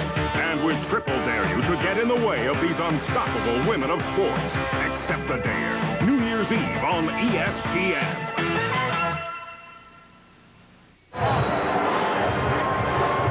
Duke Blue Devils are one of the most prolific offenses in the ACC. They averaged over 500 yards of offense a season, or per game, I should say, this season. But they've got a long way to go in this one. Lynn's kickoff. Coming back with it, Quentin McCracken. Plays off one would-be tackler, then gets out across the 15-yard line on a 14-yard return. Quentin Rhodes made the stop. Duke has been explosive. We saw them down by 28 in the first half. They came back to make a game of it by halftime. Well, they're expecting Steve to head out, but they know what an offense he's put in here, and they want him to leave the playbook. I tell you what, though, if it were me right now, I'd be asking Spike to leave me James Gray in that offensive line. Yes. Billy Ray, quarterback here in the third period. Ray's going to take it himself, and look at the running room. He has 4.6 speed, and he's got a first down out across the 40 to the 43-yard line on a 27-yard scamper, the biggest run of the night for Duke. Matt Wingo recovered to make the stop for Texas Tech. This is the dimension that Billy Ray adds to the offense that Dave Brown doesn't. He's got legitimate 4.6 speed. He gets out. Texas Tech is in man under cover, so everybody's covering somebody except the quarterback. That's why he had so much room to run before anybody even got close to him. Ray, the junior from Dunwoody, Georgia, as Chris Fowler told you, started his collegiate career in Alabama. Walter Jones in motion. Quick swing pass. That's a lateral to Clemens. Screen going back to Billy Ray with some blocking. He's gone. He got one man. Oh, Dubisky knocks him out of bounds at the 31-yard line. There is a penalty marker down up at the 40. 25-yard play. Boy, Steve Spurrier is digging deep into that playbook, isn't he? Well, you know, the thing about this, a lot of people think this is a crazy call, but this is something they practice every single day. And how many coaches do you know that not only have their pass offense for their quarterbacks, but have a passing offense for their wide receivers? On the offensive team, 15-yard penalty from the spot of the foul. Replay the down. That'll erase the play. Now this is a backwards pass. Clements' first look is down the field and Kalana going down the middle. He's covered, so he turns and throws it back to Billy Ray to set up the screen. Now Ray's got good speed, as we told you earlier, and he's got one man to beat right here. Boom, he takes a good shot. Flipping penalty, backs it up. Now it's a first down. 13 yards to go back in the Duke 40. David Brown in a quarterback. Going for Kalana. The pass overthrown near the 40-yard line. Let's get down to Chris Fowler. Wayne, this is an interesting contrast of ways to prepare a team for a bowl game. Duke practiced only 4 times in 40 days, didn't really do any hitting. Texas Tech practiced twice that many times. They went 2-a-days, and they were popping each other. Spike Dykes said he tried the 4-practice approach 3 years ago. They got blown out. Maybe he's found this is the right way to do it, Wayne. Maybe not. Certainly the scoreboard would lead you to say that. Well, I tell you, after this play, I'll tell you a little bit about Steve Spurrier's preparation for this. Second down. Brown. Walter Jones, good speed. close to the first down into Texas Tech territory near the 48-yard line. Wingo made the stop, 11 yards on the gain. As we talked to Steve Spurrier yesterday on the point that Chris was making, as we watched this is what's known as the Auburn pass. You throw the ball behind the line so that your lineman can go downfield, and Walter Jones makes a great play. But when we talked to Steve Spurrier yesterday, he said, hey, I've never been to a bowl game before. I don't know if I'm preparing my team the right way or not. 3rd down and 1. Cuthbert. No. Great penetration by Charles Rowe, the weak side linebacker, and Steve Spurrier is facing a 4th down. I don't think there's any question that you got to go for it right here. They lost a yard in that play. They've got a 4th and 2. Randy Cuthbert, well, the scoreboard has taken Cuthbert right out of this ball game, Ben. This is the thing that you have to look for right here. Steve Spurrier says, all right, I got 4th and 2. Who's going to get me the play? Do we give it to Cuthbert, who's been our bread and butter all year, or do we try and make a fake and go for the big one because we're down by a lot of points? Timeout called by Duke. Steve Spurrier and Dave Brown talking it over. Proud to be a major sponsor of the All-American Bowl. Obviously, they have a ways to go to get back into this one. 2:09 left to go in the 3rd, and Tech leading 42-14. They're awarded to the outstanding player in tonight's game, as voted by members of the media. Spurrier sends Brown back in. But this is a situation where Steve Spurrier, he takes control. He calls all the plays, and that's a signal right there to get the boys in there and get them out. He's going for a big one, but then they kind of lose time, and he says, now, maybe we better do something else. I know what the signals are because a long time ago they made them up when I was there. And they haven't changed them? And that was a play designed to go for 6. Spurrier rethought it. I think he'll go with something that's got a chance to go long, but has an outlet underneath. Brown will try to pick it up himself. No. Texas Tech is held, and the Red Raider defense turns it over to the offense near the midfield marker. Sammy Walker came up to make the hit, and the posture of Steve Spurrier says it all. Well, they had Clarkson Hines running open to the corner. Dave Brown didn't think he was open enough. Pulled the ball down, and you got to know where the first down marker is. He just couldn't get his head in the football across. Big play by Texas Tech. So the Red Raiders take over at their 49-yard line. Time of possession. Look at that. Nothing there as the Duke defense stiffens for a moment, stopping Anthony Lynn. Rodney Dickerson, the outside linebacker. Coming down to the final 2 minutes of play in this 3rd period. Texas Tech in control. It was so imperative that trailing by 14 at halftime and with some momentum, having played well down the stretch in the first half, that Duke get off to a good start. Texas Tech put together a big drive and stemmed the momentum maybe for the ball game. This is Lynn. Boy, I tell you, this sophomore getting an opportunity to display his wares tonight. Believe it or not, James Gray is not 100%. We've been told he has a stomach flu. Not 100%. Could you imagine if he was? He'd have 300 yards, huh? I'd be scared. I really would be. Coming up next, following our game here in Birmingham Sports Center. Update you on all the stories happening throughout the sports world.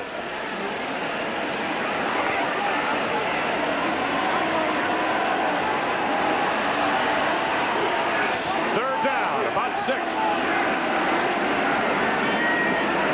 Gill under pressure. Back near the 48-yard line. Loss of about 5. John Howell got his man. 4th sack by Duke here tonight. But Jamie Gill has counted that figure with many big plays, especially on 3rd downs. Well, you know, Wayne, we talked in the open about the 2 keys to this game. The first being how Texas Tech's offensive line handled the Duke's defense when they put so many people up there. Well, I think they've more than answered that question. The second key was how the secondary handled the Duke wide receivers. And thus far, they've handled them awfully well. Red Raiders going to let it wind down in the third period of play. We head to the final 15 minutes, and the folks from Lubbock are loving it. Their Red Raiders are leading the Blue Devils 42-14.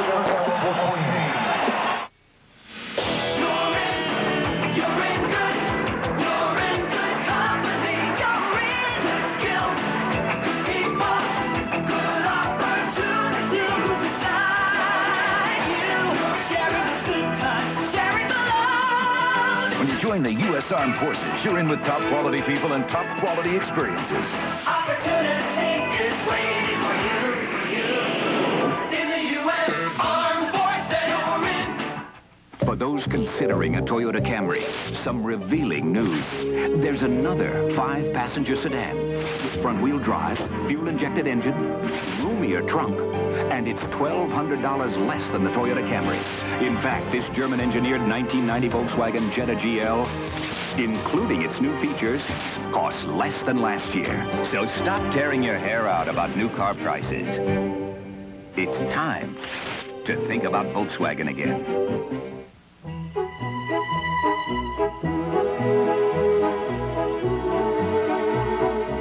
For those with a talent for brightening up the holidays, McDonald's has something special just for you.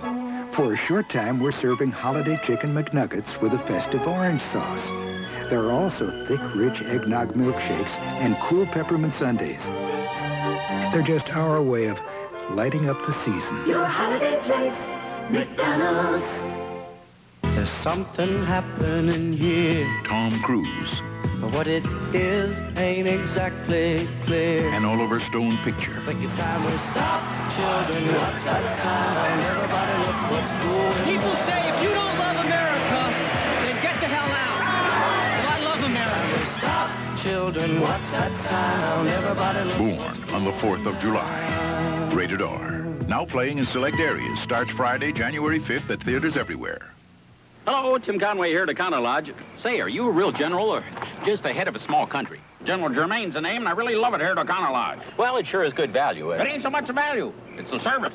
People. Well, that fella out there at the front desk even salutes me. And the rooms are outstanding. Yes, sir, outstanding. Why would I have to worry about money anyway? I work the Pentagon. Don't play with the tank. Don't play with the tank. Spend a note, got a fortune at Counter Lodge.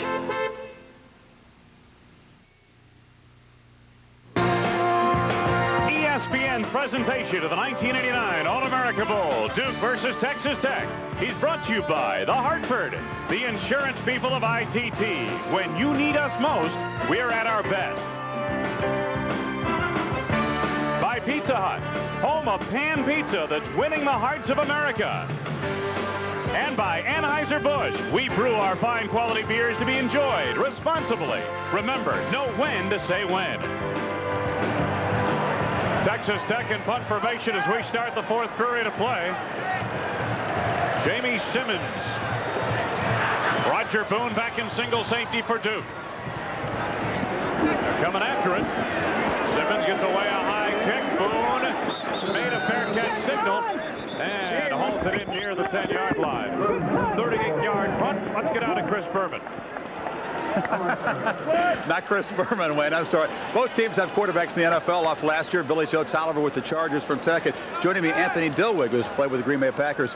Tough night for the Duke passing game. What has Tech done that you've seen that's really broken down the passing game? Well, I'll tell you, I think they've studied a lot of film.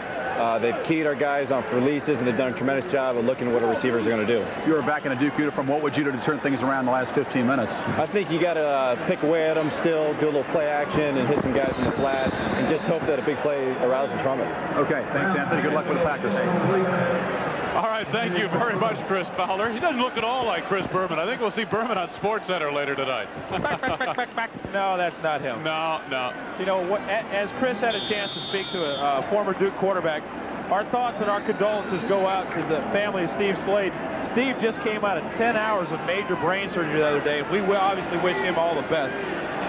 2nd down and 10 now for Duke. Brown, one-handed catch by Zuberer, and wow, look at Bud Zuberer roll across the 25 to the 28-yard line on a 17-yard pass play. Tracy Saul with the man he bowled over out of bounds. Beautiful one-handed grab. Spurrier making a great catch right there. First down for the Blue Devils of Duke.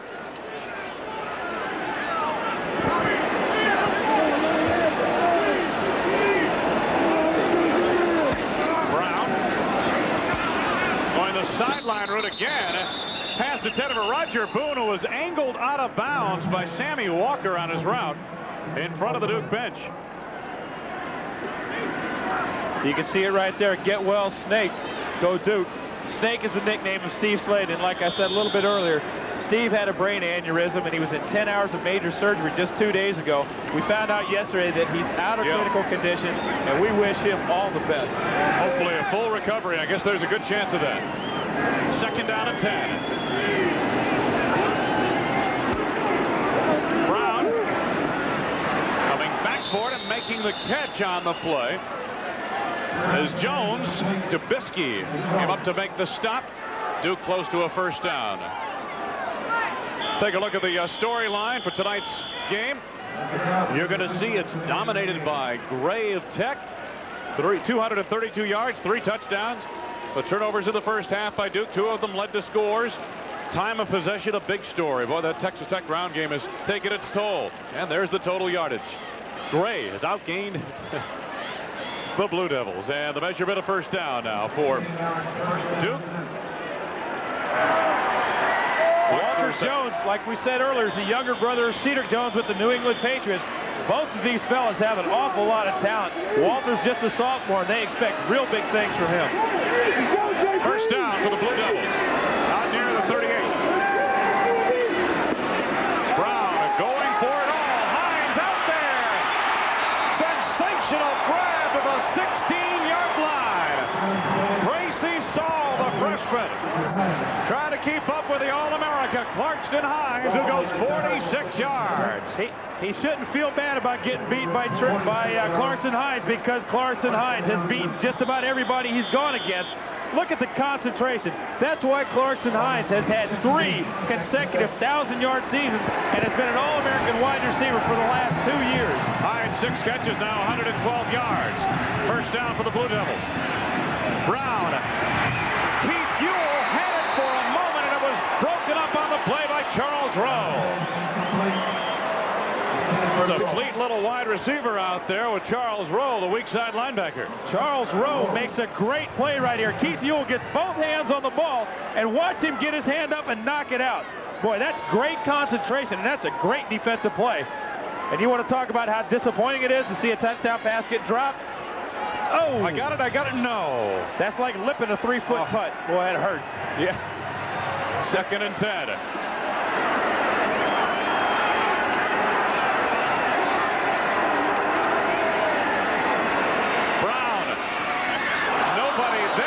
Tracy Saul, who almost had a pick, and Steve Spurrier's reaction says it all on that play.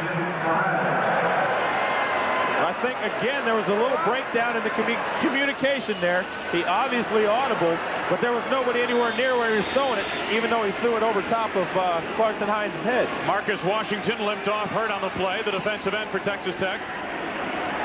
Brown, 12 of 21, 220 yards and 2 touchdowns. Duke late in getting a receiver on the field. Roger Boone comes in. 3rd and 10. Brown. Paletta. Touchdown.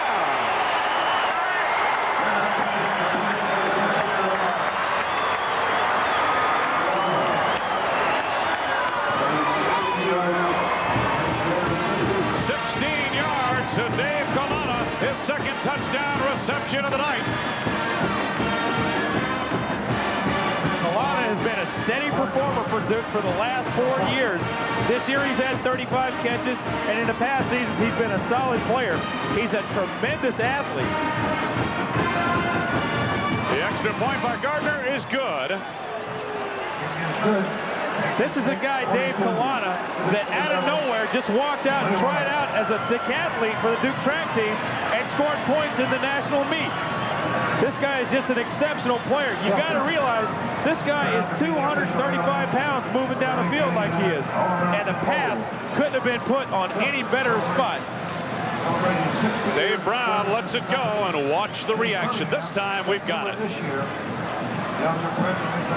Dodge announces an automotive first, the guaranteed rebate. If these rebates go up this model year, we'll pay you the difference on Dodge's best. $1,000 on Dakota Club Cabs, $1,500 on Dakotas, $1,500 on full-size Club Cabs, and $2,000 on full-size pickups. Now you don't have to wait to see when rebates will get better. That's the guaranteed rebate, only from Dodge. Nobody can match us. Nobody. John Elway's quarterback for your Nintendo Entertainment System. Choose an opponent. Then get set for the pad-cracking action. Outthink the competition using real football strategies. It's realistic football strategy, action, and graphics. What's all the noise? It's just the game, Mom. Oh. So get in the game with John Elway's quarterback. Trade West, we put you in the action. And coming soon, Magic Johnson's Fast Break and Ivan Iron Man Stewart's Super Off-Road. The Nordica 997 Cup. Ready for the conquest, take me to the world of blue. Running with the leader, ride me to the windy streets. Fly away to the higher zone, spread your wings for the higher zone. Nordica, reach a new high. One would suspect onside kick coming up here. Duke set up on their special teams. They're going for it. We've seen one successful here tonight. Worked by Texas Tech. Gardner's kick pops up into the air for grabs. And I believe Texas Tech has it covered. It appears the Red Raiders retain possession, or do they? The bottom of the pile may have been pried loose. There was a reaction from the Duke side, but no. The recovery made by John Pitts, number 90 at Texas Tech, a redshirt freshman from Wichita Falls, Texas. Wait a minute. Pitts came out of the pile with it. Boy, that's not something you very rarely see that. Oh, hang on. They're going to... Oh, I'm sorry. They're going to Tech. You're right. Watch it again. Here in Tennessee, they showed the first aid station at 878. There's the ball up for grabs at this point. Pitts gets down there and wrestles for the football, and he basically pulls it away. Mike Urso was down there along with Pitts. James Gray on a dive picks up about 5 yards. Erwin Sampson made the stop on the play as we watch that replay. James Gray, a gain of about 4 or 5 to the 36 of Duke. Spikes Dykes on the sidelines for Texas Tech. George Edwards, the leading tackler for Duke, is injured on the play. Shake it up. Second down. Gray trying to add to his totals. Add to his substantial totals. Pick up of a couple of more yards down to the 34. Scott Yeomans made the stop. Gray has 238 yards now. Well, he's had what, 400-yard rushing games in his last 6. This year, he's had 4. Actually, this is his 4th in his last 7 games. But he also had one against nationally ranked Arizona to open the season. And he's missed 2 games. Third down. Gray. Stopped this time by Chris Rising and shoved back. And he's going to be short of that first down by a yard or 2. Doug Atkinson was also there. Gray has been a one-man wrecking crew here tonight. Look at the rushing total for Gray as compared to what the Duke Blue Devils have been able to put together. Gray, 18 points. But you have to think to yourself, it's 4th and 2 or 4th and 3. Gee, why not give it to James Gray? What a surprise this will be. They're going for it. Gray. He may go all the way. He will. Another touchdown. 32 yards.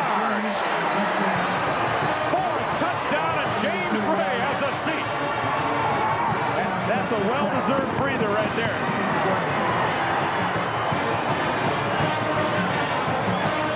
And everybody knew it was going to Gray. That's the thing about it. They still executed and got it done. Well, there used to be a running back named Jimmy Brown that used to run that way. They knew he was coming, and they still couldn't stop him. Now, you've got to wonder, Duke is demoralized. Obviously, they've been demoralized since early in the third period of play when Tech put together an impressive drive to reassert control of this game after Duke had closed within 2 touchdowns at halftime. Lynn Elliott now again for the point after. And he extends the Texas Tech lead to 49-21. As you watch this run, you'll see James Gray get outside. He looks like he decides to go out of bounds. He says, what the heck, I think I'll just go for a touchdown. Cuts it back, breaks the tackle, and it's like, hey, this is just a day at the office, fellas. Gray, 272 yards rushing. Okay. But just suppose another tornado rips up our Meadville plant. Then what? Or suppose we have a string of accidents, like we did in '86. Suppose I get sick again.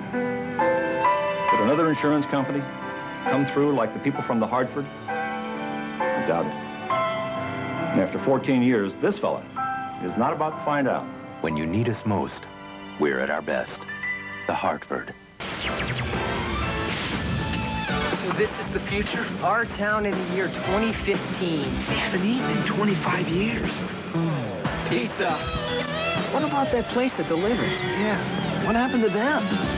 Officer, where do you get pizza around here? Turn around. In futures like today, there's really only one place to get a great pizza. Pizza Hut. Wow, nice look, guys. Very 80s. Pizza Hut! Making it great. You find it in promises, and you find it in plans, in the midst of laughter, and in silences shared. When the deal is sealed, and when the dance is done, it's there. And for 80 million responsible Americans, it's simply a good part of the good life. It's beer. A message from Budweiser. Star of the game, James Gray. Bowl record total points.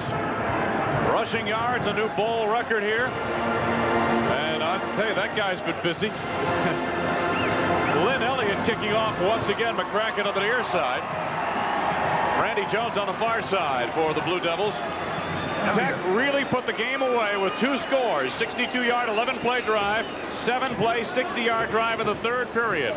That extended their lead from 28 to 14 and put them comfortably in front, 42-14.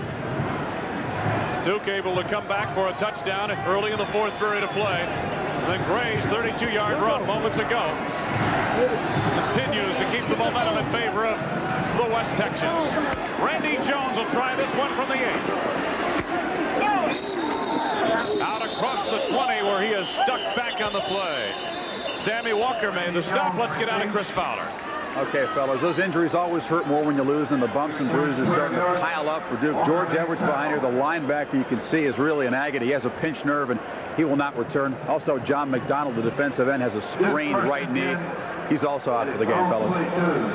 I'll tell you something, Chris, when it starts going bad, it snowballs on you, and injuries are a part of it. Seems like teams that get down get injured. Single back offense now. Brown in at quarterback. Kalana on the sidelines. And he's about 3 yards short of the first down. A gain of 7. Stephon Weatherspoon made the stop. Look at Duke. They have scored quickly. Their average time, 56 yards on each of their scoring drives tonight. That's how much they've averaged time-wise. But conversely, Texas Tech, when they score, they eat up 5, 6, 7 minutes on the clock, and they scored more often. Got that right. That's why we're in the game we're in. Cuthbert bumped with the official. Got a first down across the 40 at the 41-yard line of the far side. Derry Berry made the stop. 12-yard gain. May have been more had it not been for the zebra. Well, I tell you what, they do their best to get out of the way, but every now and then they take a good shot. Erwin Sampson on the Duke bench. It has been a frustrating night for the Duke defense. Every time the offense has come back to make a game of it, or at least try to, the defense has broken down. Been unable to contain James Gray, the Red Raiders of Texas Tech, who have not passed in this half. First down for Duke. Brown, Roger Boone. Boone is close to the first down at the 49-yard line in Red Raider territory. Matt Wingo made the stop. Texas Tech has run on all 25 of its plays from scrimmage in the second half. And as you said, one pass. Well, why change? You know, it's like saying, well, it's either going to be James Gray or it's going to be Anthony Lynn. And it's like having your choice between two beautiful women. You can't go wrong. Jason Rattan warming up on the sidelines for Texas Tech. Get a little bowl experience into him. Big hole for Roger Boone. Roger Boone, the senior from Lake Braddock, Virginia. Ron Ferguson made the stop after a 14-yard gain. Dubisky helped out on the tackle. Roger Boone has been the forgotten man in the second half of this Duke season. Randy Cuthbert has come on and done such a good job. You forget that last year, Roger Boone rushed for 856 yards, and for the second year in a row, led the ACC in receiving. Give Duke a little credit here. They haven't given up on offense. Boone finds the seam again, this time up the middle, and he's got a first down on an 11-yard gain to the 23-yard line. Steve Spurrier signaling in the plays quickly. Mike Licio made the stop on that play. Duke has not been to a bowl game since the early 1960s. And they cannot be anything but embarrassed with what has happened here thus far tonight. They want to at least make it respectable. First down. Brown. Intercepted by Ronald Ferguson in the end zone. Fourth turnover of the night for the Blue Devils. Walter Jones made the stop, the intended receiver. Steve Spurrier says, hey, what can I do? I've just about run through the whole book. Watch the reaction. Boy, it hurts. What he's upset about, as much as being upset about the interception, is the decision to throw to that receiver. That receiver was over there and had inside help and also had deep coverage. And he never looked anywhere else and then just underthrew the ball. Walter Jones never really had a chance at it. First down, Texas Tech from the 20. Jason Rattan at a quarterback. James Gray met in the hole and stacked up on the play. Scott Yeomans, freshman from Gibsonville, North Carolina, has played a pretty good ball game tonight. As you look at the turnovers, those are the things that really hurt. Because not only do you give Texas Tech the football, they scored off of 2 of them, which has been big, and they've run the field position and the time of possession up on Duke every time they've turned it over. Some of the seniors on the offensive line for Duke. Painful experience. They worked so hard to get to a bowl game. Out to the 25-yard line. It'll be a third down coming up for the Red Raiders. James Gray on the carry, and Tom Corpus made the stop. And what a tribute to James Gray tonight has been. This guy is no stranger to records. He's got all sorts of All-American Bowl records already to go with his Southwest Conference record for career touchdowns, career points. He ranks up there in almost every statistical category you can as a running back. He's just a great, great player. There's the All-America Bowl record, and he's going to add to it here. By about 3 yards. He is short of the first down. It'll be 4th and 2. Chris Rising got over to make the stop for Duke. Rising made the tackle. Boy, and that they have. The Big Red has been on the move all night. Jamie Simmons, punt formation. I saw your MVP card. You filled out Jamie Simmons. He has done a nice job. I've never seen a kicker have to work this hard. Roger Boone made the catch. First down for Duke at the Blue Devil 49. Brian Gerlich downfield covering, 33-yard punt, no return. Punt returners are average just 2.5 yards against Texas Tech this season.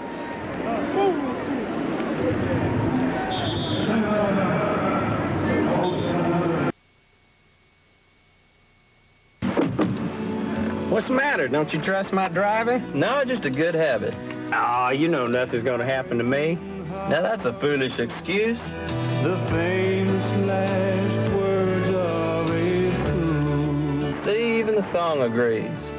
Yeah, but that song is about famous last words. That's right, and that excuse could be your famous last words. So buckle up.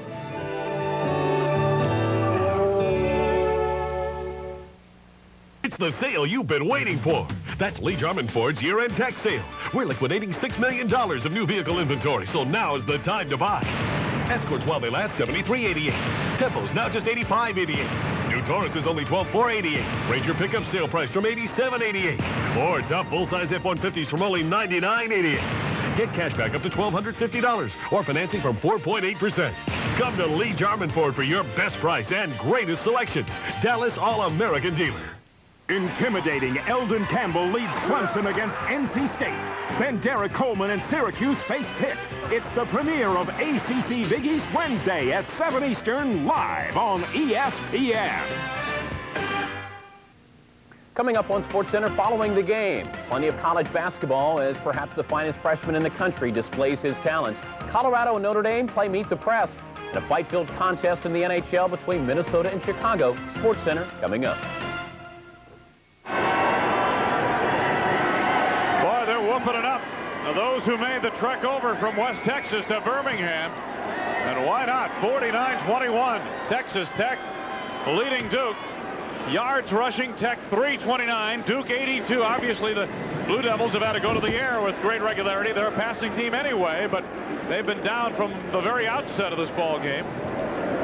You know, Texas Tech hasn't finished its season with a victory since 1973, when it closed out the season by beating Tennessee in the Gator Bowl. And they're still trying to keep things going on the sidelines of the cheerleaders for Duke. I don't think their heart's in it. First down. David Brown. Loss of concentration by Roger Boone. It was wide open underneath the coverage. Second down and 10 coming up.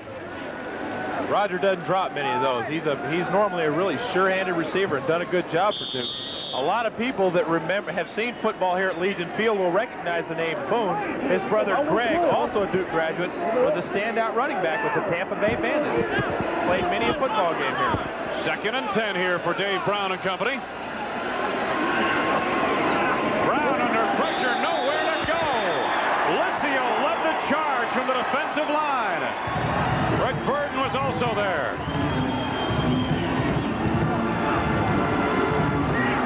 Loss of 9 on the play. When it gets bad, it gets ugly. And you can see Texas Tech is making a mockery of Duke's offensive line right there. And this is an offensive line that has 2 All-Americans on it, and it's supposed to be Duke's strength. Third down and 19, but it's tough when the defense knows you've got to throw on every down. They can rear back and come after you.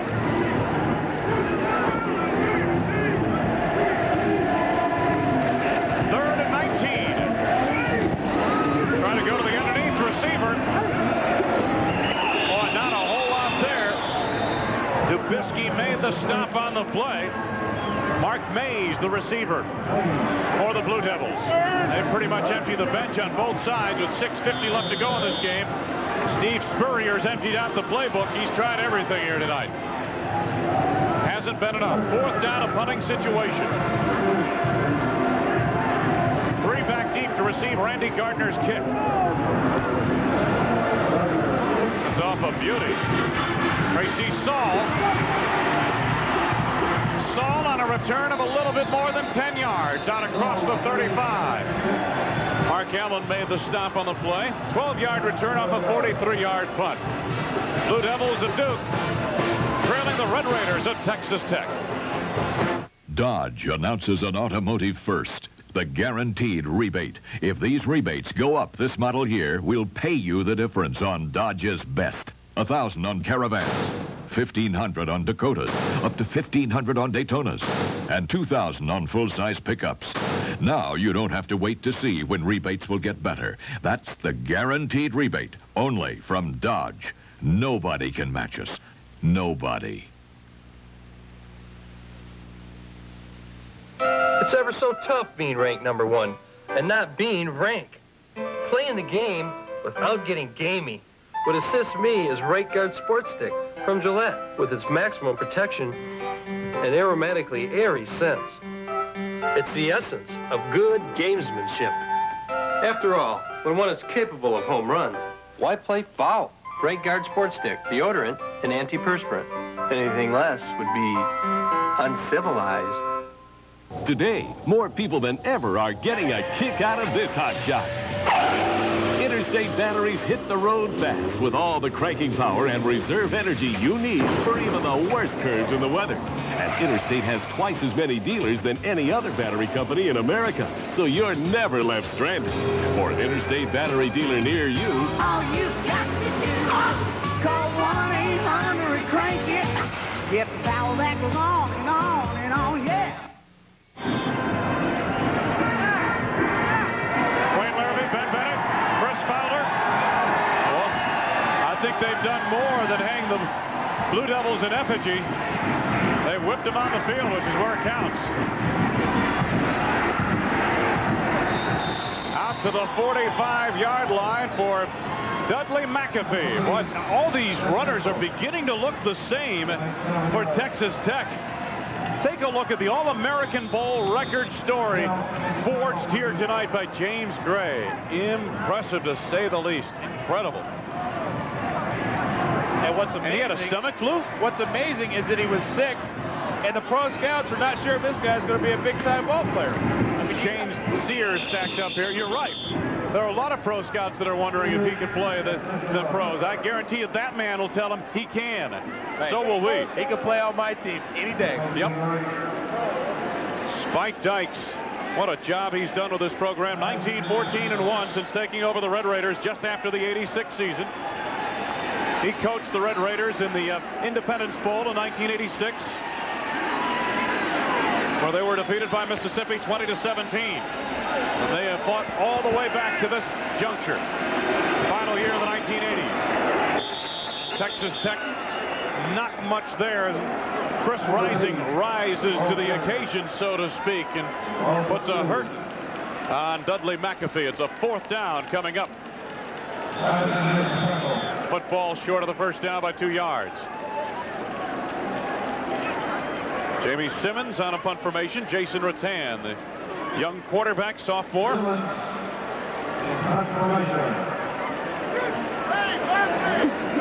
Roger Boone in single safety to receive this Simmons punt.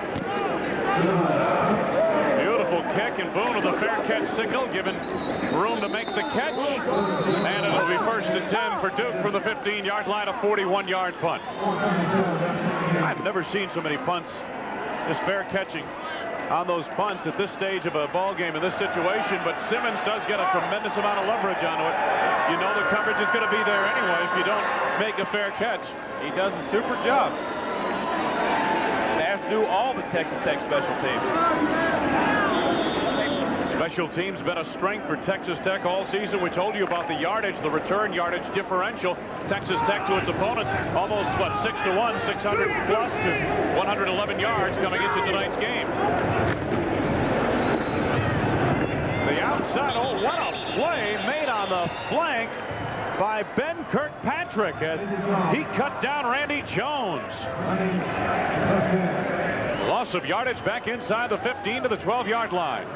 2nd down, loss of 3, 13 yards to go. Texas Tech people will be happy to know he's only a freshman, but I think there's some other teams in the Southwest Conference who will be real happy about that. Spike Dykes and James Gray on the sidelines. The stars of this All-American Bowl. Brown, I believe intended for Sears, the pass thrown well behind him. And it's a 3rd down. And the pressure's been relentless from the Texas Tech defensive line, even with the subs in there. Watch this. Ooh, Pitts arrives on the scene to do a sandwich job, along with Mike Liscio. I kind of have to turn my head when I see things like that. That's why I took that replay for you, Ben. Just a little personal bias. I don't like to see that happen. Former quarterback Ben Bennett. Brown 17-29, facing a 3rd and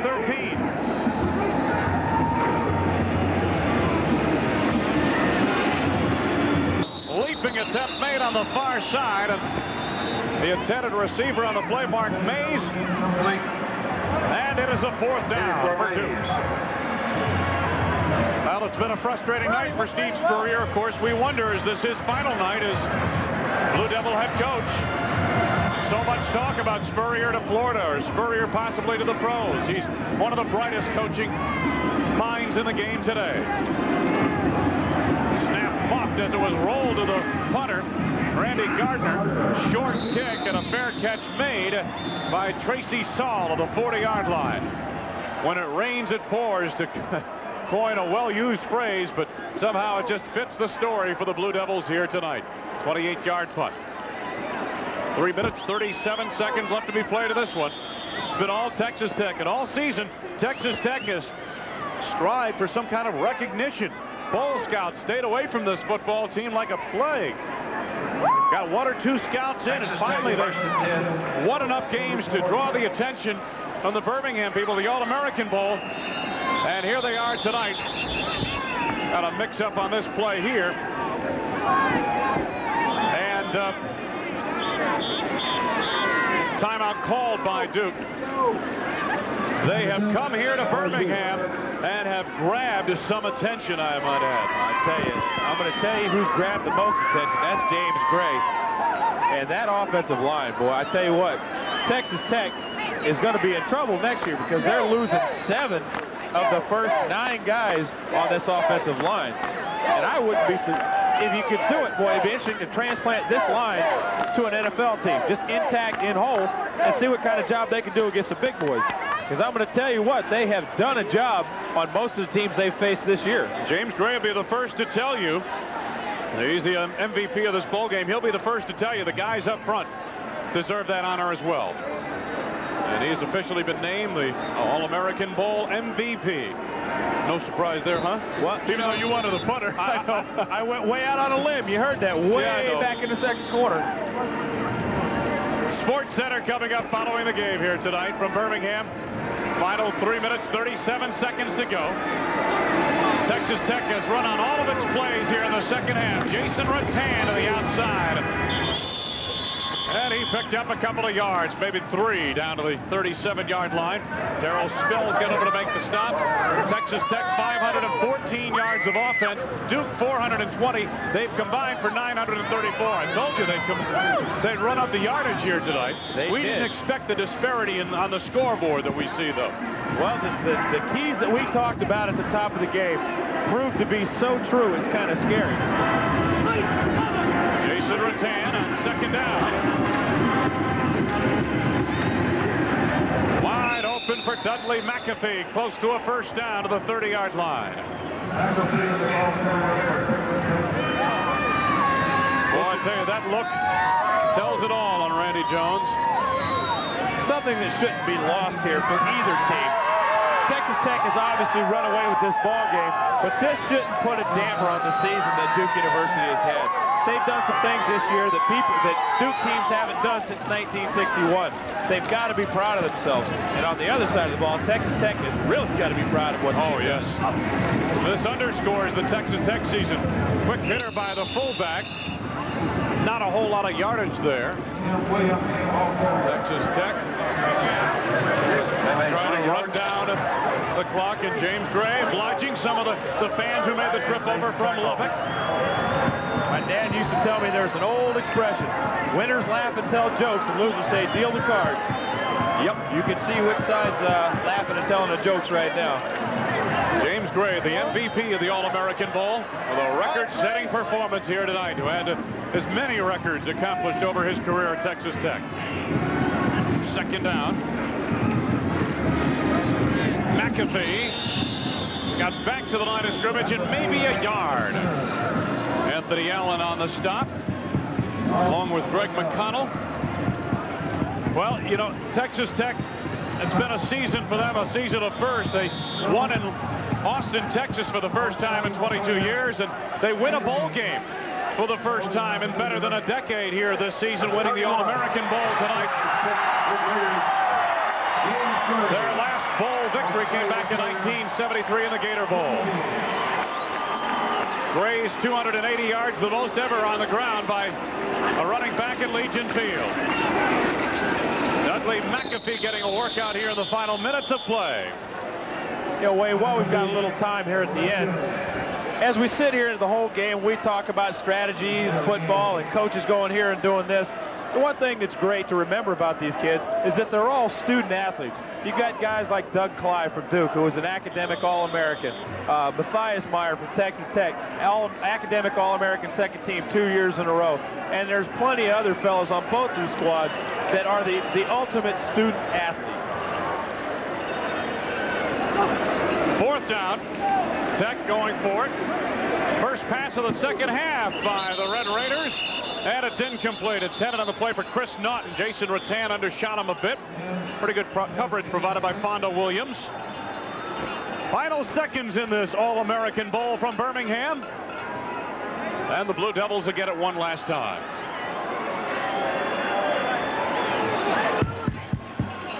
Steve Spurrier still urging his troops on and signaling in the next play. The officials want to change the football now. Texas Tech leading 49-21.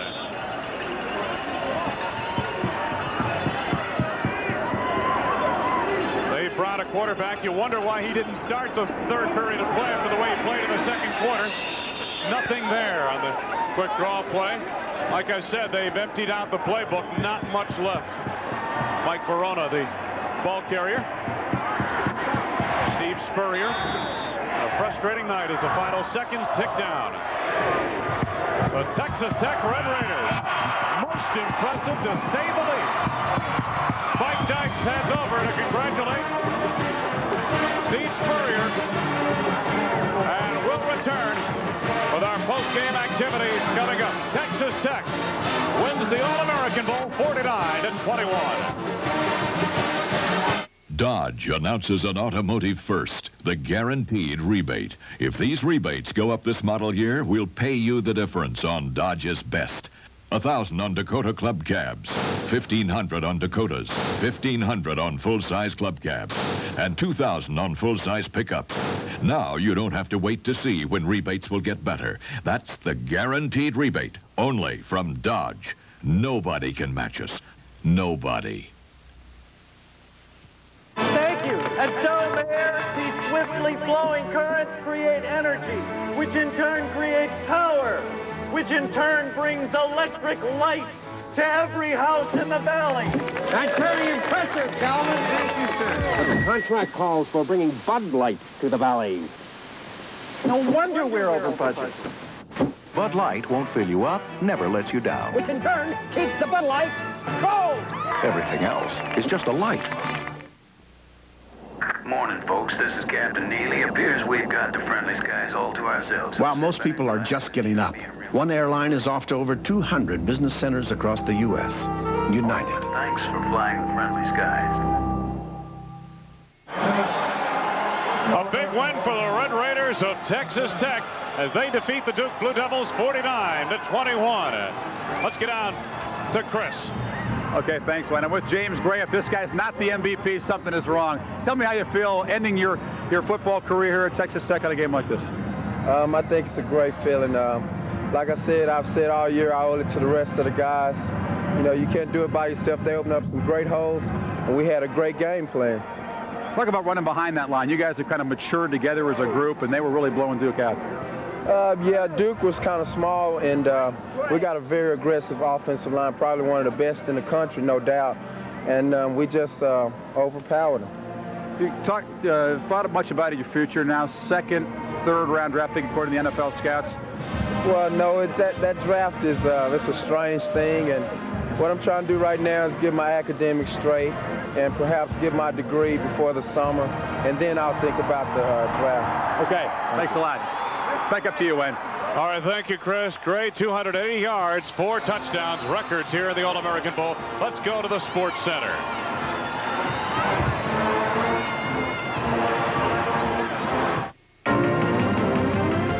Coming up on SportsCenter, there are 3 head coaching vacancies in the NFL. Could the Patriots be on the verge of making it 4? His team put up its dukes tonight, but will Steve Spurrier fight or switch? The Orange Bowl is a game full of fact and fiction. Today, the players and coaches met the press. The NBA's lowest scoring team looked to make a few points with their neighbors, and we will follow the bouncing ball during